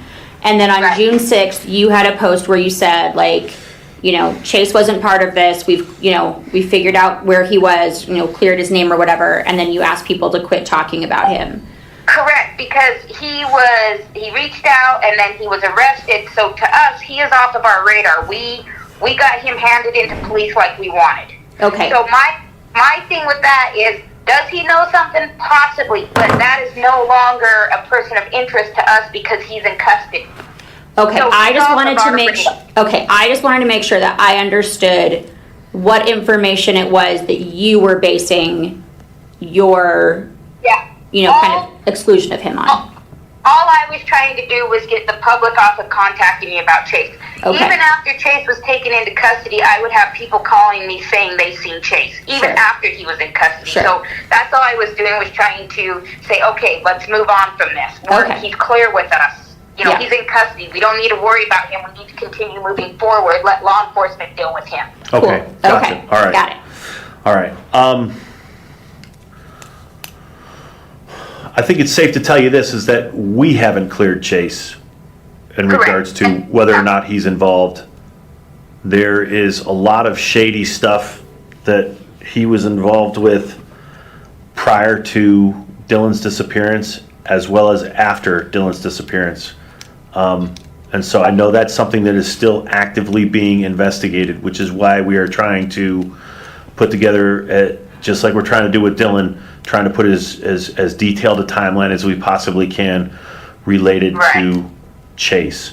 And then obviously there's other individuals like Kurt Wadsworth and this Robert Avila now, which is the first. I mean, I just heard that name for the first time about an hour and a half ago from Box Elder County Sheriff's Office. So yeah, and it's been going on since day number 2. His name should have been actively in the case file, and he should have been actively interviewed multiple times, but that's here nor there. So are you aware of what how he got involved in this? Like, what is his relationship with Chase, or why he we'll continue moving forward because that fits into the messages I got this weekend, but it's further down in the timeline. Okay. Gotcha. So as we get there on Tuesday, May 31st, the detectives show up, or all the officers show up. They go, they search Robert's house, they interview him, they talk to his mom, they search all the property, they search his cars, sheds, everything searched. There is no sign of Dylan, no sign of anything out of these. The first time they interviewed Robert and came back and spoke with me and Justin, they said he absolutely said he did not give Dylan a ride. There was nothing, absolutely not. So we kind of, the air was taken out of us. Wait, hold on. Robert didn't give Dylan a ride? Who claimed that he did? Chase a ride. Okay, all right. That's okay. Yeah. You said Robert didn't give Dylan a ride. Oh, sorry. No, Robert didn't give Chase a ride. So after the sheriffs talked to the deputies, talked to Justin and I, and I'm sure the looks on our faces. They said, well, we will go back if you want. And we're like, if you want to go back and question him again, absolutely. So the deputy went back to Roberts that same night for a second time and questioned him and pushed him, and that's when he said he did give Chase a ride. And that he dropped Chase off at Lucin Pond, which is just 10 miles from Dylan. I'm familiar with where that is. That's that I have it pinpointed on a map. It's kind of like if you're going from west to east, you have Lucin Pond, and then the grain truck a little bit Right. east of that, and then 5 miles east of that is where Dylan's residence is. Correct. Okay. So Robert tells the deputies that he gave Chase a ride. He dropped him off at Lucin Pond. He had an assault rifle, a hunting rifle, camo gear, and there was a green four-wheeler at the pond all geared up with extra gas and packs on it waiting for him there. And he got on the four-wheeler and drove away. And that was when? That you need to get with Elko with, because once again, that's one of those things they interviewed with him and there's so much conflicting information. I don't want to say I was still not completely in my right mind that night, hadn't got my head on straight. So Listen, I find it remarkable how clear-headed you are with all this stuff, because if it was my son missing, I'd be going absolutely fucking crazy. So. Well, it's the only way to keep the facts together and find Dylan. So that's the only way I can be right now. So as far as finding out the particularities of when Avila gave him a ride to Lucin Pond, we have to talk. Elko County should have that information. Correct, and this will fall in more later when he reaches out to me this last weekend. So. Who's he? Robert. Okay. So from there, and this information that Chase has been given a ride out there, pretty much everything stops. Wednesday, we are by ourselves. We have no law enforcement. They pretty much just deserted us in the desert. And that's Wednesday, June 1st. So then I start screaming again every Thursday, June 2nd, we had some law enforcement out there. Really no new developments. I mean, crazy stories from the PI. Who's the PI? James Terry, which we are phasing him out because he's furious now with all the media and he's not in it, and he keeps, there's some good information, but he puts spins on it that are astronomical. I mean, it's just unreal. How did you, okay, hold on, time out. Walk me through how James Terry became involved in this, what he's done, what his bona fides are. Go ahead, Katie. James Terry reached out to me. I talked with him, told him I would talk with parents and all those people involved. I talked to him 2 more times. I got him on a speakerphone call with my parents, and at that time, we didn't feel like the police were doing anything, and he didn't take a credit card or anything. He just took a one-time payment of $2,500. Okay. And as my parents and Justin discussed it, they said, we're not getting anywhere else. It's only 10%, or it's 10% of the reward money. It's worth a shot. And so they decided to go ahead and hire him. Okay. So I sent him a one-time Venmo payment of $2,500. And he stirred up the town, and he has a way of getting information out of people. The problem that we have with him is, if you're dealing with bad guys and you treat them like crap to get information out of them or push, that's fine. But when you start getting tips from good citizens and you are mean and you're pushy and you're rattling all these sweet little old ladies that are calling, we have a serious problem with that. And so we feel like he's already given us whatever information we can get on these dirtbags in town. He's not doing us any good at this point, and so we're done. So what did he, I'm just curious, what did he tell you about himself that, I mean, I understand, no one else is, at this point, is really doing anything, and you're like, it's really not that much money, let's at least see what happens. So what did he tell you about himself? I mean... I looked him up. He recently helped solve a cold case in Idaho Falls that I've seen recently in the past month. This boy went missing 2 years ago, and he got involved, and within a couple days, they figured out where he was at and pulled him out of the river. He was in the news article. He was the investigator on the case that had been brought in. Is this the kid that He drove his car into the river, and I don't know why that was never searched or figured out. Let me see if I can find it. And I got it. Okay. James Terry of Gulf Coast Investigations started with talk. Okay, gotcha. I'm just trying to figure out, so he reaches out to you, and what exactly does he find out? So, go ahead. His first piece of information, he's researching into Kurt, all these people in town. And his first thing he came to us with was Dylan and Kurt were gay lovers, and this was a lover's quarrel. This is what he tells us. And it was, he came across the information because several people have reached out and claimed that Kurt behind closed doors likes men, he likes young boys, all this kind of stuff. So people were coming to that conclusion. There is no proof of a relationship there whatsoever. He was going off what people were saying, but there is no proof, and we all know that. Okay. So this is just kind of like, and this is the thing that sucks about these investigations, the amount of kind of rumors that get sparked. Yeah, and grow feet and start running all over. Well, and that's why we're very careful about what we're pursuing and trying to fact check everything, which is nearly impossible, it feels like. I guess the one thing I don't want to have, like, and obviously you can say whatever you want to the media, but I think it's good practice for us, and I say us as in like the FBI, law enforcement, is that I don't want the media to necessarily know that we have an active role in this. I mean, at some point that might become appropriate, but what I don't want is like, it's almost kind of like telegraphing to the folks that we're going to want to be talking to, because there's a whole list of names that we're coming to talk, that we're going to want to talk to just based on what we've been talking to with you and with the stuff we're talking with Box Elder County about and going through Chase's phone. You know, there's some folks we want to talk to, and I want it to be a complete surprise to them when we show up at their doorstep, their doorstep or their camper trailer and start talking to them. Yeah, we will keep it out of the media. I won't announce anything to anyone. Okay, all right, perfect. I will not jeopardize finding Dylan. My biggest media push has been to get the help we need. It took us a full week in the media for us to finally start getting some help, because Box Elder just, like I said, they literally left us out there in the desert. Okay. So that was our push. So we absolutely, as a family, will not hinder any part of anybody's investigation to help us find Dylan. Okay, I know that yesterday I met with Box Elder County, and they've got several people now that are currently assigned to this, that are I guess catching up, so to speak. Right.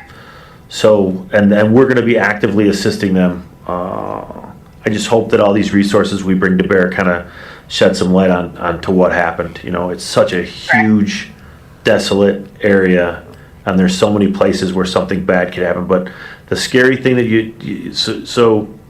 what you were telling me that kind of scares the shit out of me, frankly, is that you've got Robert Aviles, or is it Avila? Aviles? Avila, A-V-I-L-A. Okay. Karen, she's the profile right now, so you can email it over. Okay, gotcha. So he eventually admits to law enforcement, like on the morning of, well, we don't know when that was, but I dropped off Chase. He was all camoed up. He had a couple of rifles. He already had a four-wheeler that was all kitted up with extra gas and stuff, and that's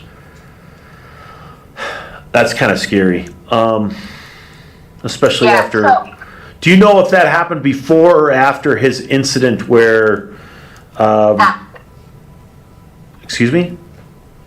His incident with Chase in the desert? Yes. After. Okay, gotcha. So the run-in with Chase in the desert was Wednesday, May 25th.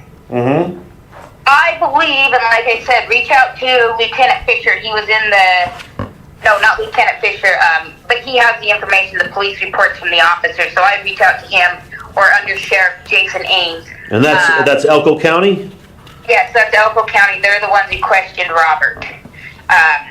Like I said, it's odd because at first he said no. And then when they went back the second time and really pressured him, then he gives us this story. So I don't know. I don't know if he told them something to appease them. I don't know. Like I said, you'll have to get with Elko County. They didn't really tell us a whole lot, just that, Robert said he gave Chase a ride. And I want to say he said on Saturday, but don't quote me on that. You'll have to get with Elko. Saturday would have been the 28th. Correct. So we get through all of that. At this point, the next day, Detective Blower. Hold on. I'm sorry. One thing. You get this information from James Terry that Dylan and Kurt were gay lovers, and that hang on. That's what I'm trying to get to. Okay. So, Detective Blower comes out Thursday, June 2nd. He pulls Justin aside. He talks to Justin for a minute, then he takes me aside, and he talks to me, and he says, "Did you know your son was gay?" I said, "No." He says, "Well, him and Kurt," this is Detective Blower telling me, not the PI. So he tells me the whole story. He also then proceeds to tell me, "Did you know there was blood on the boot?" Once again, I say no. He says the boots are at the lab. They tested them. There is blood on them. Okay? So I'm like, great. Detective Blower and I go out to the camper. We're walking around. We're talking. One of the deputies come out. We're just walking through scenarios in our head. And then Detective Blower leaves. That's when Detective Moore came out that night with Detective Show from Nevada, says he's taken over lead on the case. He'll be our point of contact. He's supposed to be pulling an EFF pin. I believe that's called EFF. It's a better pin on the phone. More exact location. He'll be out there by noon. He promises to be out there by noon tomorrow. We'll have this information and have a better place to decide where to search. Never heard from him again until just this week when I was trying to get Equa searching. He just disappeared too. And that was who? Detective Moore, Zach Moore, And who's he with? Box Elder. What's he look like? He's tall. He looks like he's had a lot of plastic surgery. Not a lot of facial expression. Real fidgety, kind of shaped like a pear. He had a really bad facial injury and broke like 200 and some odd bones in his face. So he's... Oh, really? Yeah, and Detective Blower told me from Box Elder, he's got some brain injury, but he's one of the sharpest guys. He basically came out, told Justin and I, all information goes through me. I'll see you tomorrow at noon. I'll have more information. And we never heard from him again until we reached out to try to get stuff moving a full week later. How do you spell Blower? Blauer.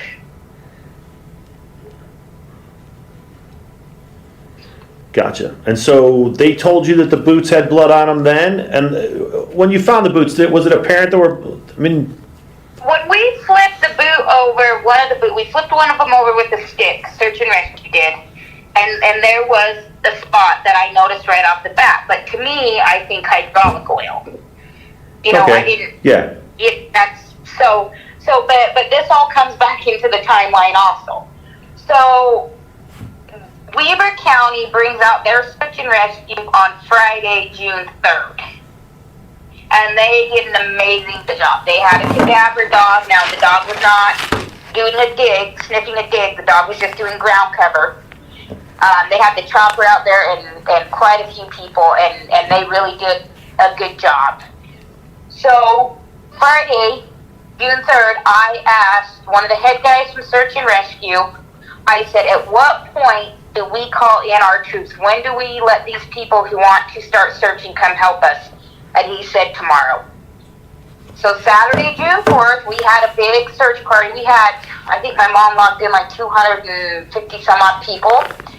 We had everybody, we gave them a number, we had everybody drop us pins on where they've been, but we had no help from Box Elder County. We had no law enforcement out there to help us organize this and talk to people and tell them what to look for and what to touch and not touch. Once again, we're left in the desert by ourselves. This is June 4th, Saturday, June 4th?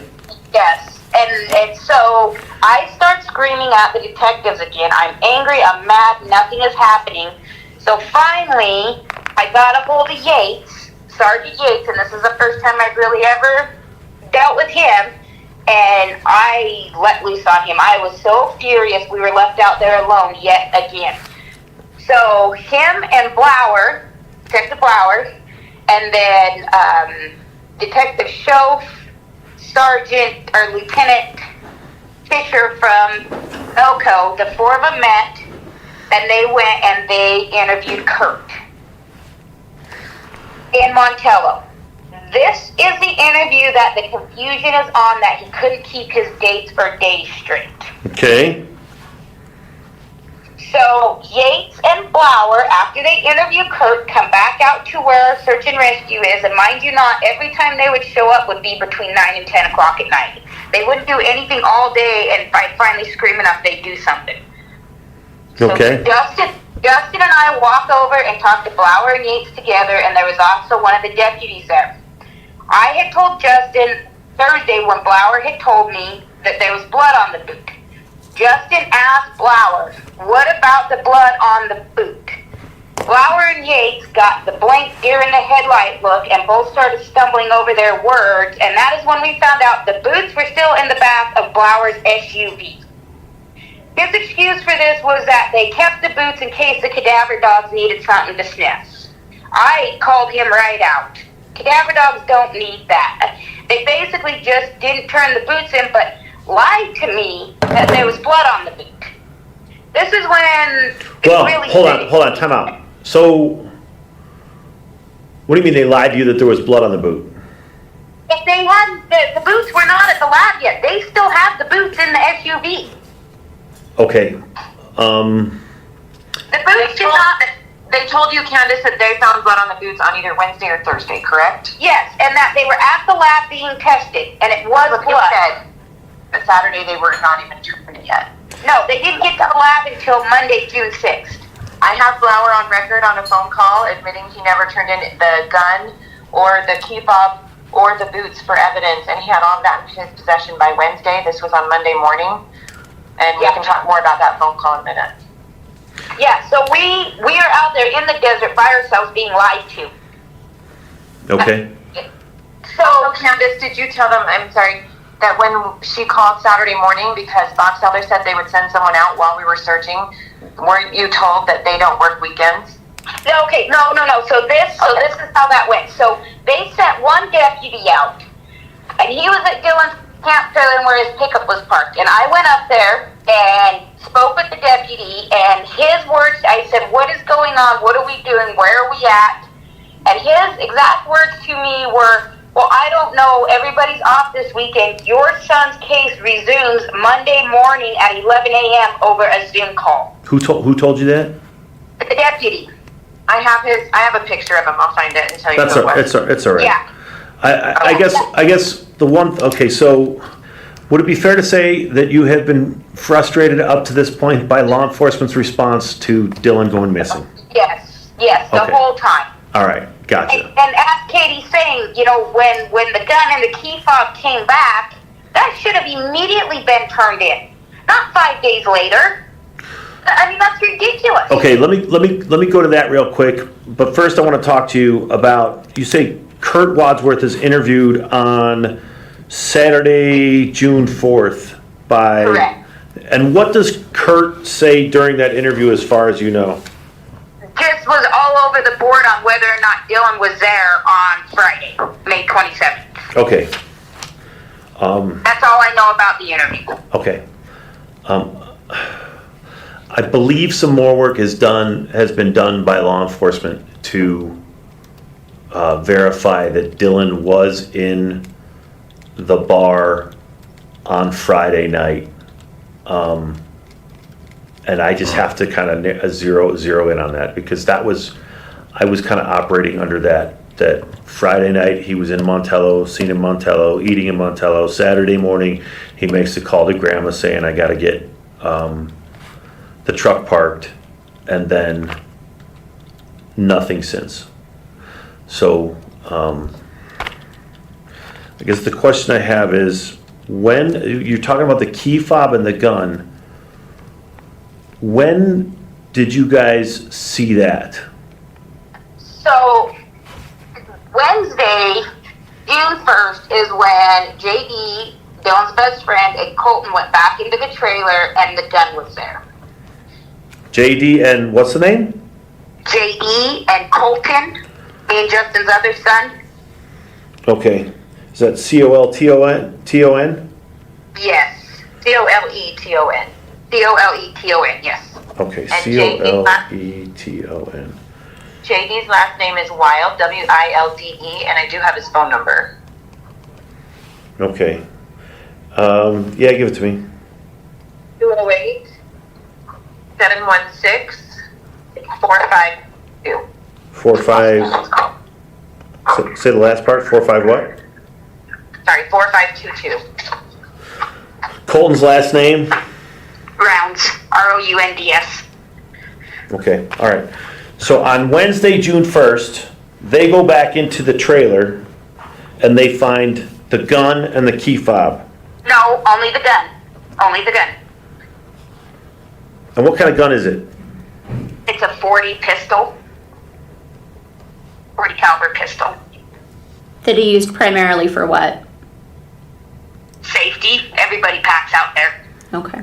I kind of get the sense of looking at that area. And let me tell you, the really weird thing about the gun is the clip was taken out of it and fully loaded. And my son does not take a clip out of his gun. Ever. Is it the kind of thing that he would like have on his person when he went into town? Would he just keep it in the trailer for at night? It was usually always in his pickup with them. Okay. Gotcha. So the 40 cal pistol is found. It's found unloaded. No, it's fully loaded, but the clip is out of it, sitting next to it. So it's not loaded. Well, the clip is loaded, but the clip is not in the gun. Gotcha. Okay. All right. I just want to make sure I got it right. And let me tell you, so he has a case for it, just the regular hard cases like you get when you buy them. And when we originally got on the scene Monday, I opened that case right there, opened the medicine cabinet to make sure that we weren't missing any, looking for anything. That gun was not there. Katie was in that trailer. Tons of that gun was not there. Okay. Gotcha. And so who put the gun back there is something that you're definitely curious about. Well, so here's the thing. On Tuesday, when we got sent on the wild goose chase from Kurt. Tuesday's May 31st. Yes, when we got sent on the wild goose chase about Dylan being held hostage, Don was out there the whole time working on the farm. He was out there alone. Don was working on the farm. Working on the pivot on Dylan's farm. Yes. Don works on Dylan's farm? Yeah, that's Don Haley. Yeah. Okay, Dylan had fired him. This is a guy Dylan had fired, but when we were going through all this, Larry, Dylan's grandfather, reached out to him and asked him to go work on the pivot and get it running. Okay. That's why he was out there. Okay. All right. So on May 30th, the gun isn't present. Correct. And you guys are out scrambling around on a wild goose chase in regards to Dylan being held. Excuse me? No, you're fine. I was talking to my husband. Sorry, we're getting ready to head to Lucin. Gotcha. Okay. So on May 30th, when you guys are out on this wild goose chase in regards to Dylan being held captive. May 31st, not May 30th. May 30th. I'm sorry. Yeah. Tuesday, May 31st. You guys are on the wild goose chase. Yes, and Dawn is at the farm alone. And the gun appears Wednesday, June 1st. Just bring the office to you, Debbie.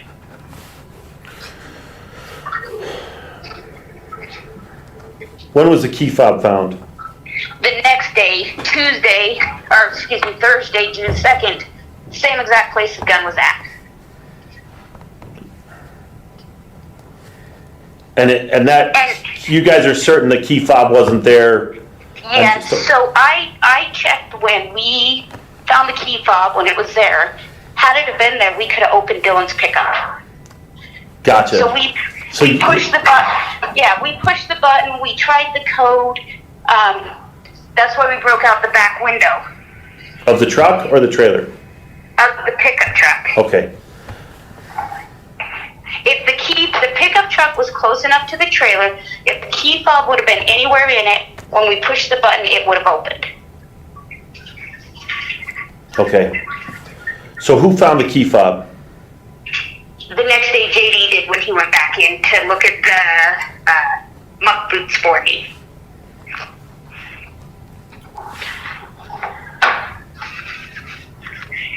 And Detective Blower also has pictures of the key fob.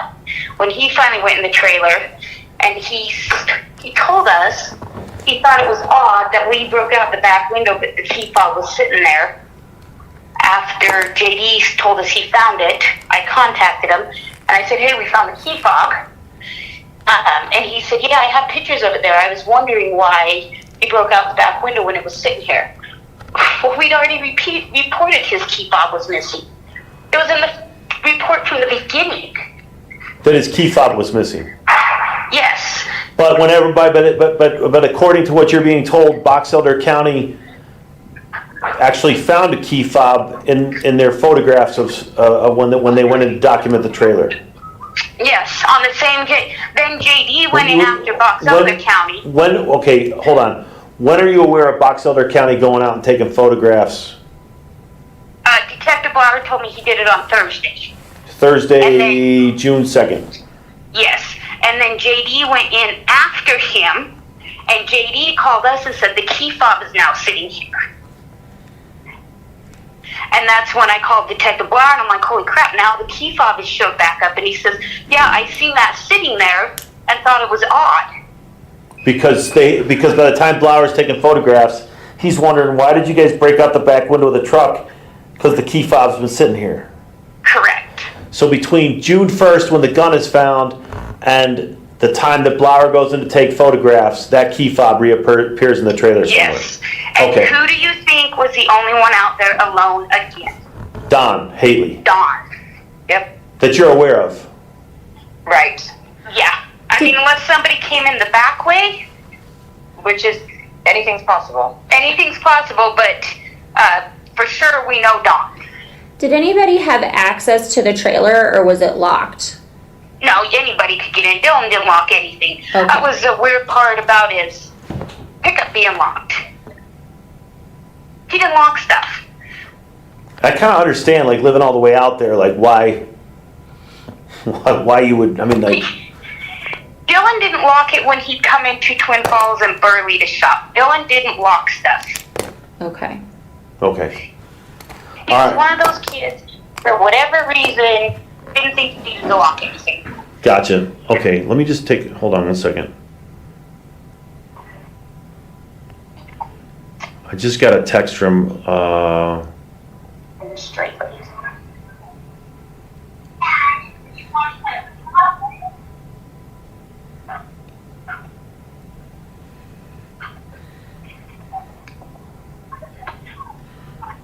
sorry, I just got a text from the Box Elder. Oh, you're fine. All they have is the relax.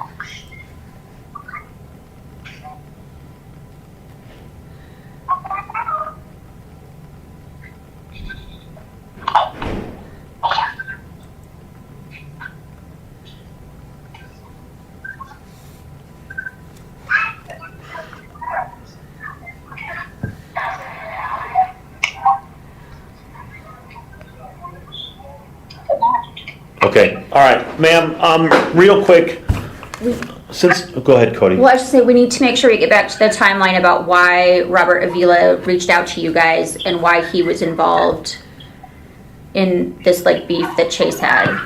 Because you said you were going to get to that. I don't have the answer to that. Well, you had said, why did he reach out to you over the weekend?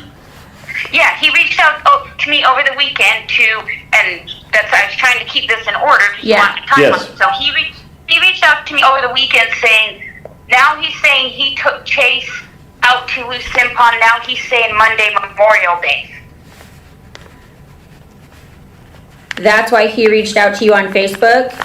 He reached out to me on Facebook to tell me he has nothing to do with it. He's willing to cooperate. He did take Chase out there.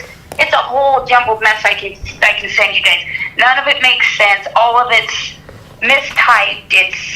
You just gotta read it. But the gist of what he's telling me is that it was Monday, Memorial Day, that he took Chase out to Lucin Pond. That's what his story has changed to now. And I said, are you 100% sure? He says yes, Monday, Memorial Day. Do you have a phone number for Robert Avila? No, and he does not have a phone number, and on his messages he tells me you can only get him through Facebook Messenger because his phone only works on Wi-Fi. Gotcha. Do you know someone by the name of Alan? Alan? Yes. No. Or it's Jesse, right? Jesse Kempton. Have you ever heard that name before? I haven't. Okay. All right. So Robert, now at some point he reached out to you on Facebook over the weekend and said that he took Chase out to Lucin Pond on May 30th, which was Memorial Day. And he tells the same story about the four-wheeler. He tells all the same story, but he's changed his date. Okay. And he also... And you don't know what you didn't know what date he had provided previously. It was Friday or Saturday, is what I was told was previously. But like Okay. I said, Elko has that information. Kaylina, who is Kurt's daughter, she was pushing Chase from the very beginning. I do have a chat history with her here. And she said, we were there Memorial Day weekend. I saw Dylan on Friday. Her husband said the same thing. She said, I was just told a guy took a crackhead out to Dylan's place on Saturday. So that's what they were all claiming originally, that it was Saturday. Which would be the 28th. Correct. Okay. Yeah. All right. Can you send us a copy of that chat, please? Yeah, I'll get you a copy of my channel also. Thank you. Yes. All right. Can you think of anything else right now, Cody? Not right now, but especially the social media stuff. If somebody reaches out to you on social media that's directly involved in this, like we're talking about, like the brothers, like Kurt or Troy or Avila again, Chase, like I saw where Chase has a Facebook account, but I'm actually having a hard time finding it. I think it's because he has it locked down so that I can't see it. If you get messages from any of these people, if you could just screenshot them or record them and send them to us. Only, not from everybody, of course, but just from the people who are directly involved. That would be helpful. Okay, we can do that. And Chase did reach out to you on Facebook, didn't he? No, Chase texted me from his own phone. He reached out to me from his phone, not Facebook. Gotcha. He called and I didn't answer because I was busy, and he texted me and he's like, Candace, this is Chase, and this is my story, and please call me. Gotcha. All right. Real quick, I'm just going to play this video that you sent me of where the boots were found. And I'm just going to look at this and see if there's anything I need to ask you based on that. So just stand by 1 sec. Okay. Assuming my phone works, which it's a government item, so it probably won't. Over here. Oh, wow. That's a big file. I think there's some on this side too. Yeah, they're in the middle.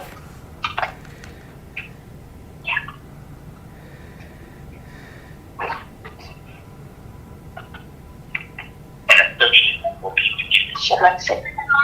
Yes.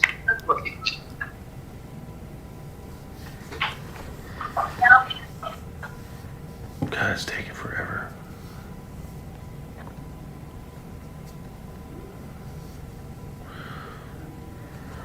You know what? This is on my phone. It's almost nearly impossible to get this large of a. Oh, hold on. Looks like it may have just done it.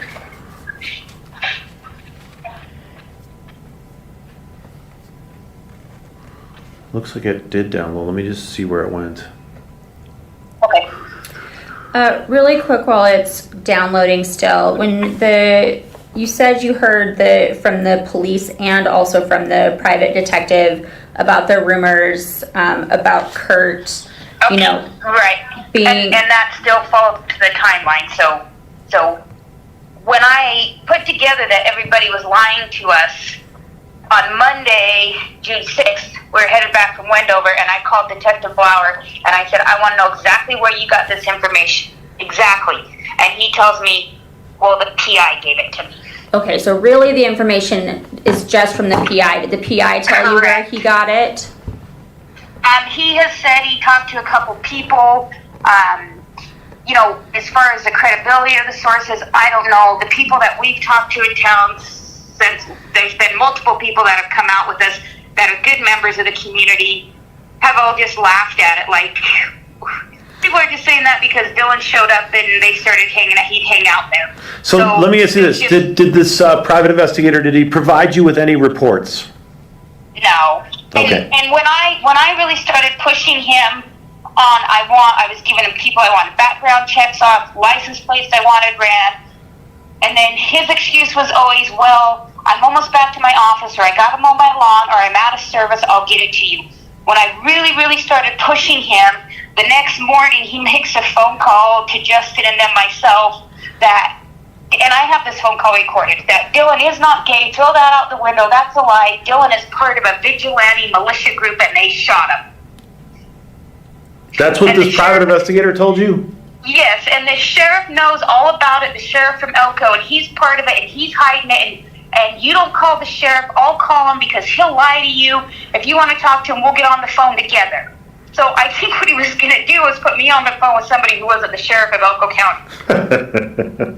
So that's what I'm saying. And then yesterday we got a whole nother story after all the national media's hit.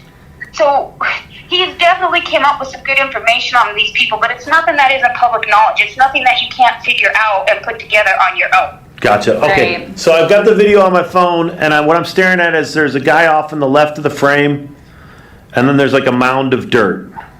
Yep. And it's only a 10-second video, but is that where the boots were found? Behind the dirt mound. Okay. So where I'm standing in relation to the video, the boots were found on this side, on the far side, away from where the shed is at, on the other side of the dirt pile. Oh, So okay. I'm facing the dirt pile, and that's where the boots were found. So you're facing the dirt pile, and it's. So where I'm looking at the dirt pile, that's where the boots were found, was on Okay. that side of the dirt Gotcha. pile, on the opposite of the shed. And the shed is off in the background, yeah?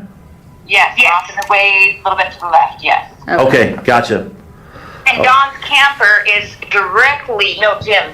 Or, sorry, Jim's. Jim's camper is directly straight V-line for those boots. Straight, like, Just straight, yep.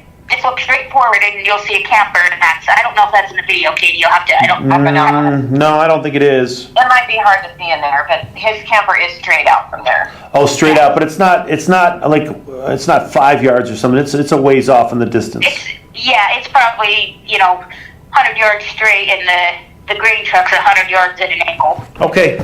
All right, perfect.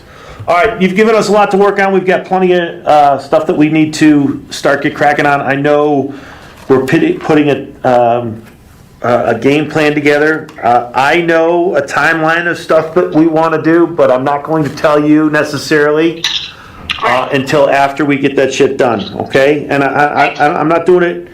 I just... No, we understand. We fully understand. And we've been more than cooperative that way. We understand law enforcement. There's stuff you guys can't tell us. That's not been our frustration. We get that. Our frustration is the fact that nothing's been done, nothing's been processed, nothing was making it to the lab, it wasn't being treated. They're just being treated as if our son disappeared and walked away. That was our frustration. Here's one more quick example. When I spoke with Flower on the Monday, so 1 week after Dylan was gone, and we asked him, where are we at with phone records, trying to figure out where we can change all that stuff. He said, I don't know how to do any of that. He did, and we have that recorded too. That's fine, and I understand the fact that like a lot of detectives and smaller law enforcement agencies who haven't had to do that, they don't necessarily. I know that stuff has been done, and it's been done. Maybe you weren't aware that it's been done, but it's been done, and we've been going through it, and that's kind of some of the lead information that we're going to be working on in regards to not only your son's phone, but other individuals' phones. I mean, that's. I know that we had some of that information prior to me even getting involved in the case. So we have an agent in our office who specializes in kind of tracking phones and stuff like that, and he was involved in it.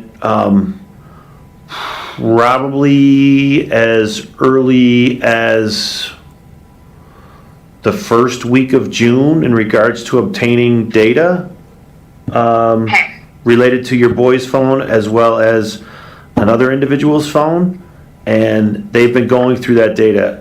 And I've been involved since, more people from our office have been involved since Sunday once Davis County started executing warrants with Box Elder County.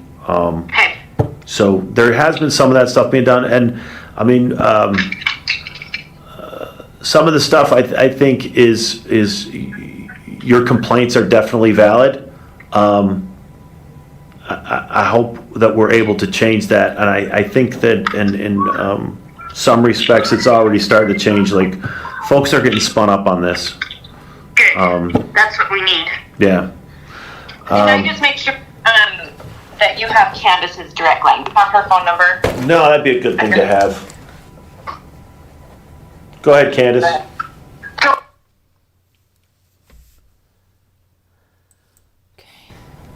Okay. And your last name is Rounds? Cooley, C-O-O-L-E-Y. C-O-O-L-E-Y? C-O-O-L-E-Y. Okay. All right. Perfect. We will be in touch. Okay, that sounds great. Thank you. Oh, okay. One thing I forgot. An action item. You said there's all these different search groups that have been out there. You said EquiSearch was one of them. EquiSearches, they'll be out on the ground today flying the drone. The software they're utilizing today, we're going to start with the color blue, then we'll go to black, and then we'll go to red on their software. Okay, is there a possibility with whatever search groups that you've had out there, I don't know like how you've tracked it, but any data that you would have as far as... So, Box Elder has provided us with none of the stuff that they've done, so you'll have to get it from them. I understand that. I understand that. But listen, yeah, Elko County has theirs. When we did our own search group, all we have is some pins. We don't have, like, this person was in this location at this time. We don't have how they got there or where they went after, because we basically didn't know what we were doing. Gotcha. Okay. So there's really nothing. I mean, I could give you pins, but all it is pin drops throughout the air. It doesn't tell you where they were, or you know what I mean. Well, just if those are places that you went and searched yourself, send it to me. I'd rather have it and not need it than need it and not have it. Okay, I will have my mom send me the link, and actually I'll just send you the login information to our account that she dropped the pins onto. And you say EquiSearch is going to be out there tomorrow? No, they're going to be out there today. Well, their drone pilot's going to be out there today. And then I've got dogs hitting the ground today also. And who are those dogs? It's one of the canine groups in Idaho. What's the name of it? Hang on, that's what I'm going to pull up for you. So get it right. And they're just bringing cadaver dogs to rerun the area. Sergeant Yates did tell me he had access to dogs, a big dog group, but they haven't been out there, so we just did it. It's Search and Rescue Canines of Idaho. Sarky? Yeah, and all of their dogs are certified for use in court, so they've got all the proper certifications and the invite. Yeah, and so they're going to be out when? They'll be out there at 4 o'clock today, approximately. They're just going to scope it out today, and then they'll have the dogs run tomorrow. The dogs can run while the drone's flying, because it'll throw off the data. Okay. So the dogs are they're gonna go today and tomorrow. Yeah, they won't run today because the drone's going to be out flying, but they will be out there to scout out the area. I'll meet them out there around 4 o'clock. Okay. So they'll be scouting out the area, and they'll run tomorrow. Okay. All right. Perfect. Okay. All right, ma'am. If you have any questions or anything, just give me a call. That's my cell phone number. You can call me at any time. Okay. Thank you so much. All right. You take care. Okay. Bye. Bye.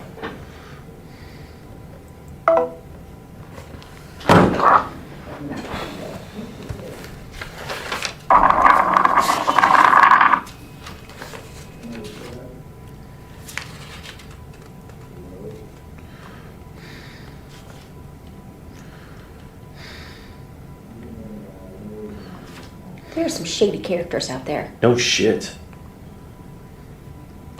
Okay, you want to do this? Do you want to meet me at the Box Elder County Sheriff's Office at 7 a.m.? Because they're going to brief there at 7 a.m. tomorrow. Yeah. And then there's like a bunch of. So here's what Box Elder County. Brigham City. Oh. Take the if you want, take a Buick car. Like drive one home tomorrow night. I mean tonight. And Yeah. fucking leave your car here. Get a loaner. I don't think it's gonna fucking matter. Here's what Brandon sent me while we were there. Okay, while we were talking. Are you still planning extra bodies coming up in the morning? We were talking of meeting here at 700, then heading out. We are going to have the trailers towed, search warrant, service search warrant on the guy and his property through the boots. That's Brenner, plus his phone. Then some of us are heading to Montello. Need an extra body to go with the guy doing the trailer. Need an extra guy to help the other detective at boot throwers. I need one to go with me to Montello and one to go with the other detective to Montello. If you have some interview savants, gurus for the Montello part, that would be great. If they wanted to take their own vehicles, great, or we can pair them up. I said, I have several bodies, want to brief at our office at 700 tomorrow. He says, perfect. All right. Yeah. All right. Let's go get some, let's go recording. Okay. So, how many of you are still awake? There is a lot in this case to go through, and this case is crazy. And I did cover this case. I remember when his body was found, but I definitely did not know all the intricacies and the in and out and the crazy stuff that went on here. It's just nuts. Hi,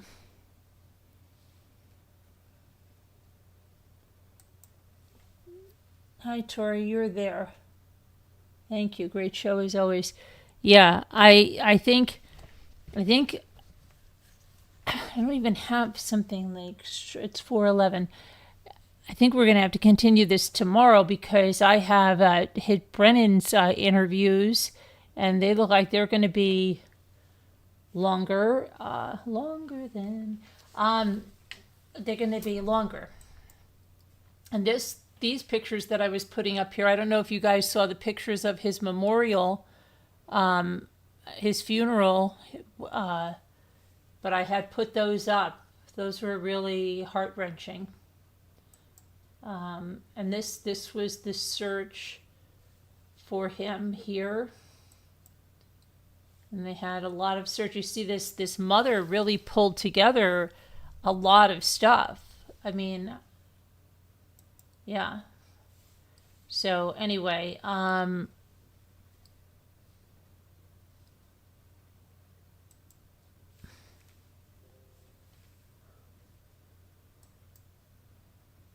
me go to, what am I looking for? No. Deputy Wells, we already went there. Wait. How is that happening? Are we still live? Why is it doing that? It never will start over if I'm still live. Maybe I'm on a different thing. I'm not on the right board here. Hold on a second. Where the heck is my Zoom?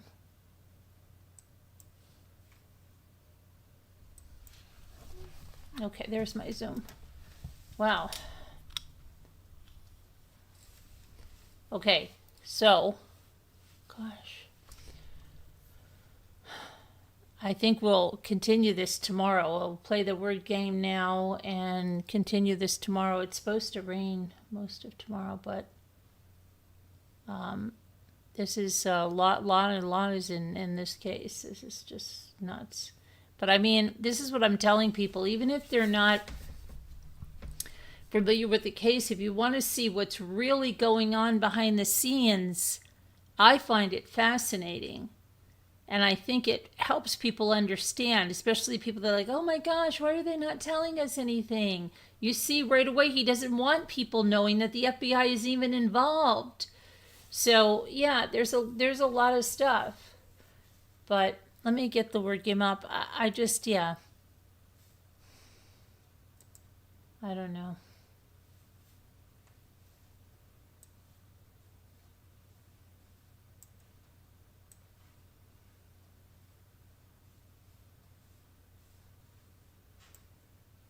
So, but we will.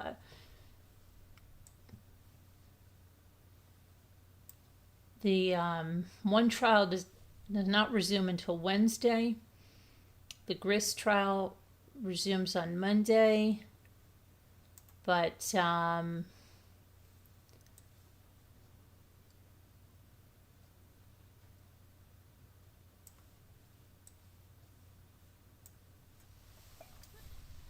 we'll have tomorrow. Maybe I'll start earlier and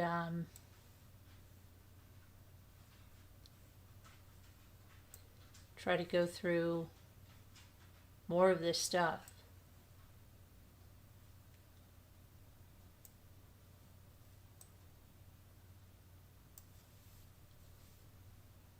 But I want to get those interviews. There's a lot in there, and I want to probably, I don't know if I just want to put this up, but well, I'll see. I'll have more time to go through some of this. I hope so. Sometimes I don't. I'll be here. Very interesting case. Yeah, definitely. The mother, oh my gosh, she really, and I'm sure she needed to do that just to keep herself going. And like I said, the parents were, I don't know, they were with the Petitos. I was just seeing that in some Idaho event. So they may not be, maybe the Petitos are traveling and they're meeting them in the Idaho events. I don't know, but they were with them. So that was interesting too,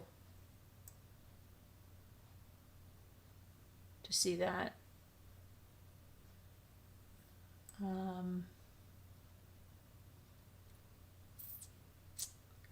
Wow.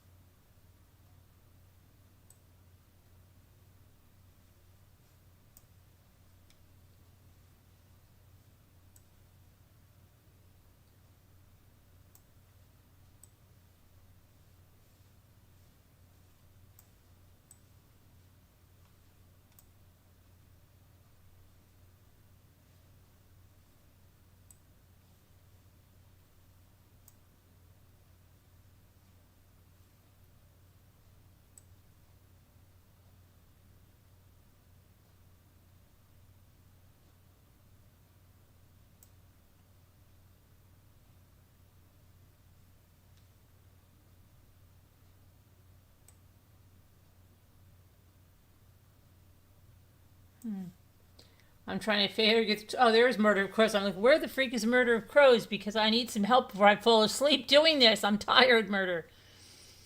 Let's see. What'd you get? Test I got. Did you get something I didn't? Twit? You think that's there? How about twist?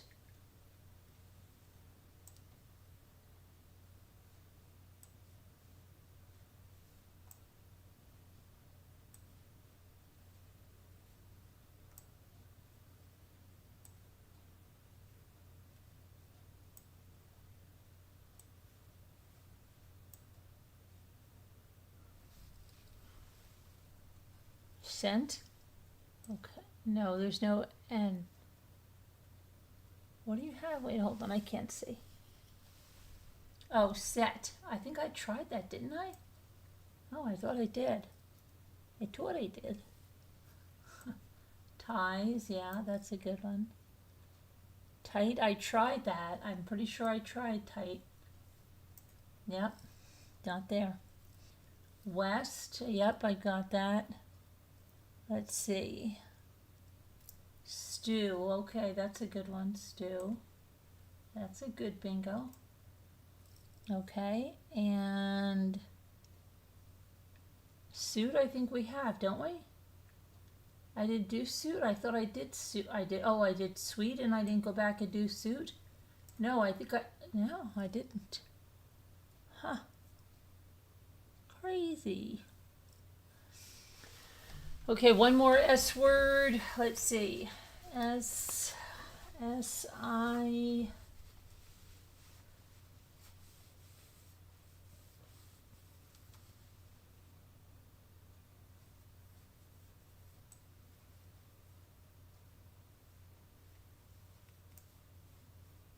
Okay. Got it. We did it. All right, that's going to be it for me tonight. I'm going to go to sleep. I had a big day today, and got to get some stuff done tomorrow, but I'll try to come on earlier and get some of this stuff pushed out there, and I'll try to see how much I can go through. If you go back and you see how many files, you'll understand. It's pretty intense. It is pretty intense. So I'll try to see what I can decipher for tomorrow. All right, but I'm going to go to bed because I am exhausted. So I will see you guys tomorrow. You know what I mean. All right, everybody. May the Lord bless you and protect you and give you his peace. And prayers for everybody in our community, as everybody can use prayers, definitely. Good thoughts, prayers, put them out there. Be kind. Life's short. You never know. We're not guaranteed a moment. Just always be the best version of yourself. That's all you can be. And what was I going to say? God bless you guys. I love you. Thank you for being here and spending this time with me. I appreciate it very much. And thank you to our moderators. And thank you to everyone. Thank you to our members, our supporters, viewers, and even those of you that are hate watching. You know what? You're actually helping. So we'll put a positive spin on you guys. All right. Everybody take care. See you tomorrow. Tomorrow. Today.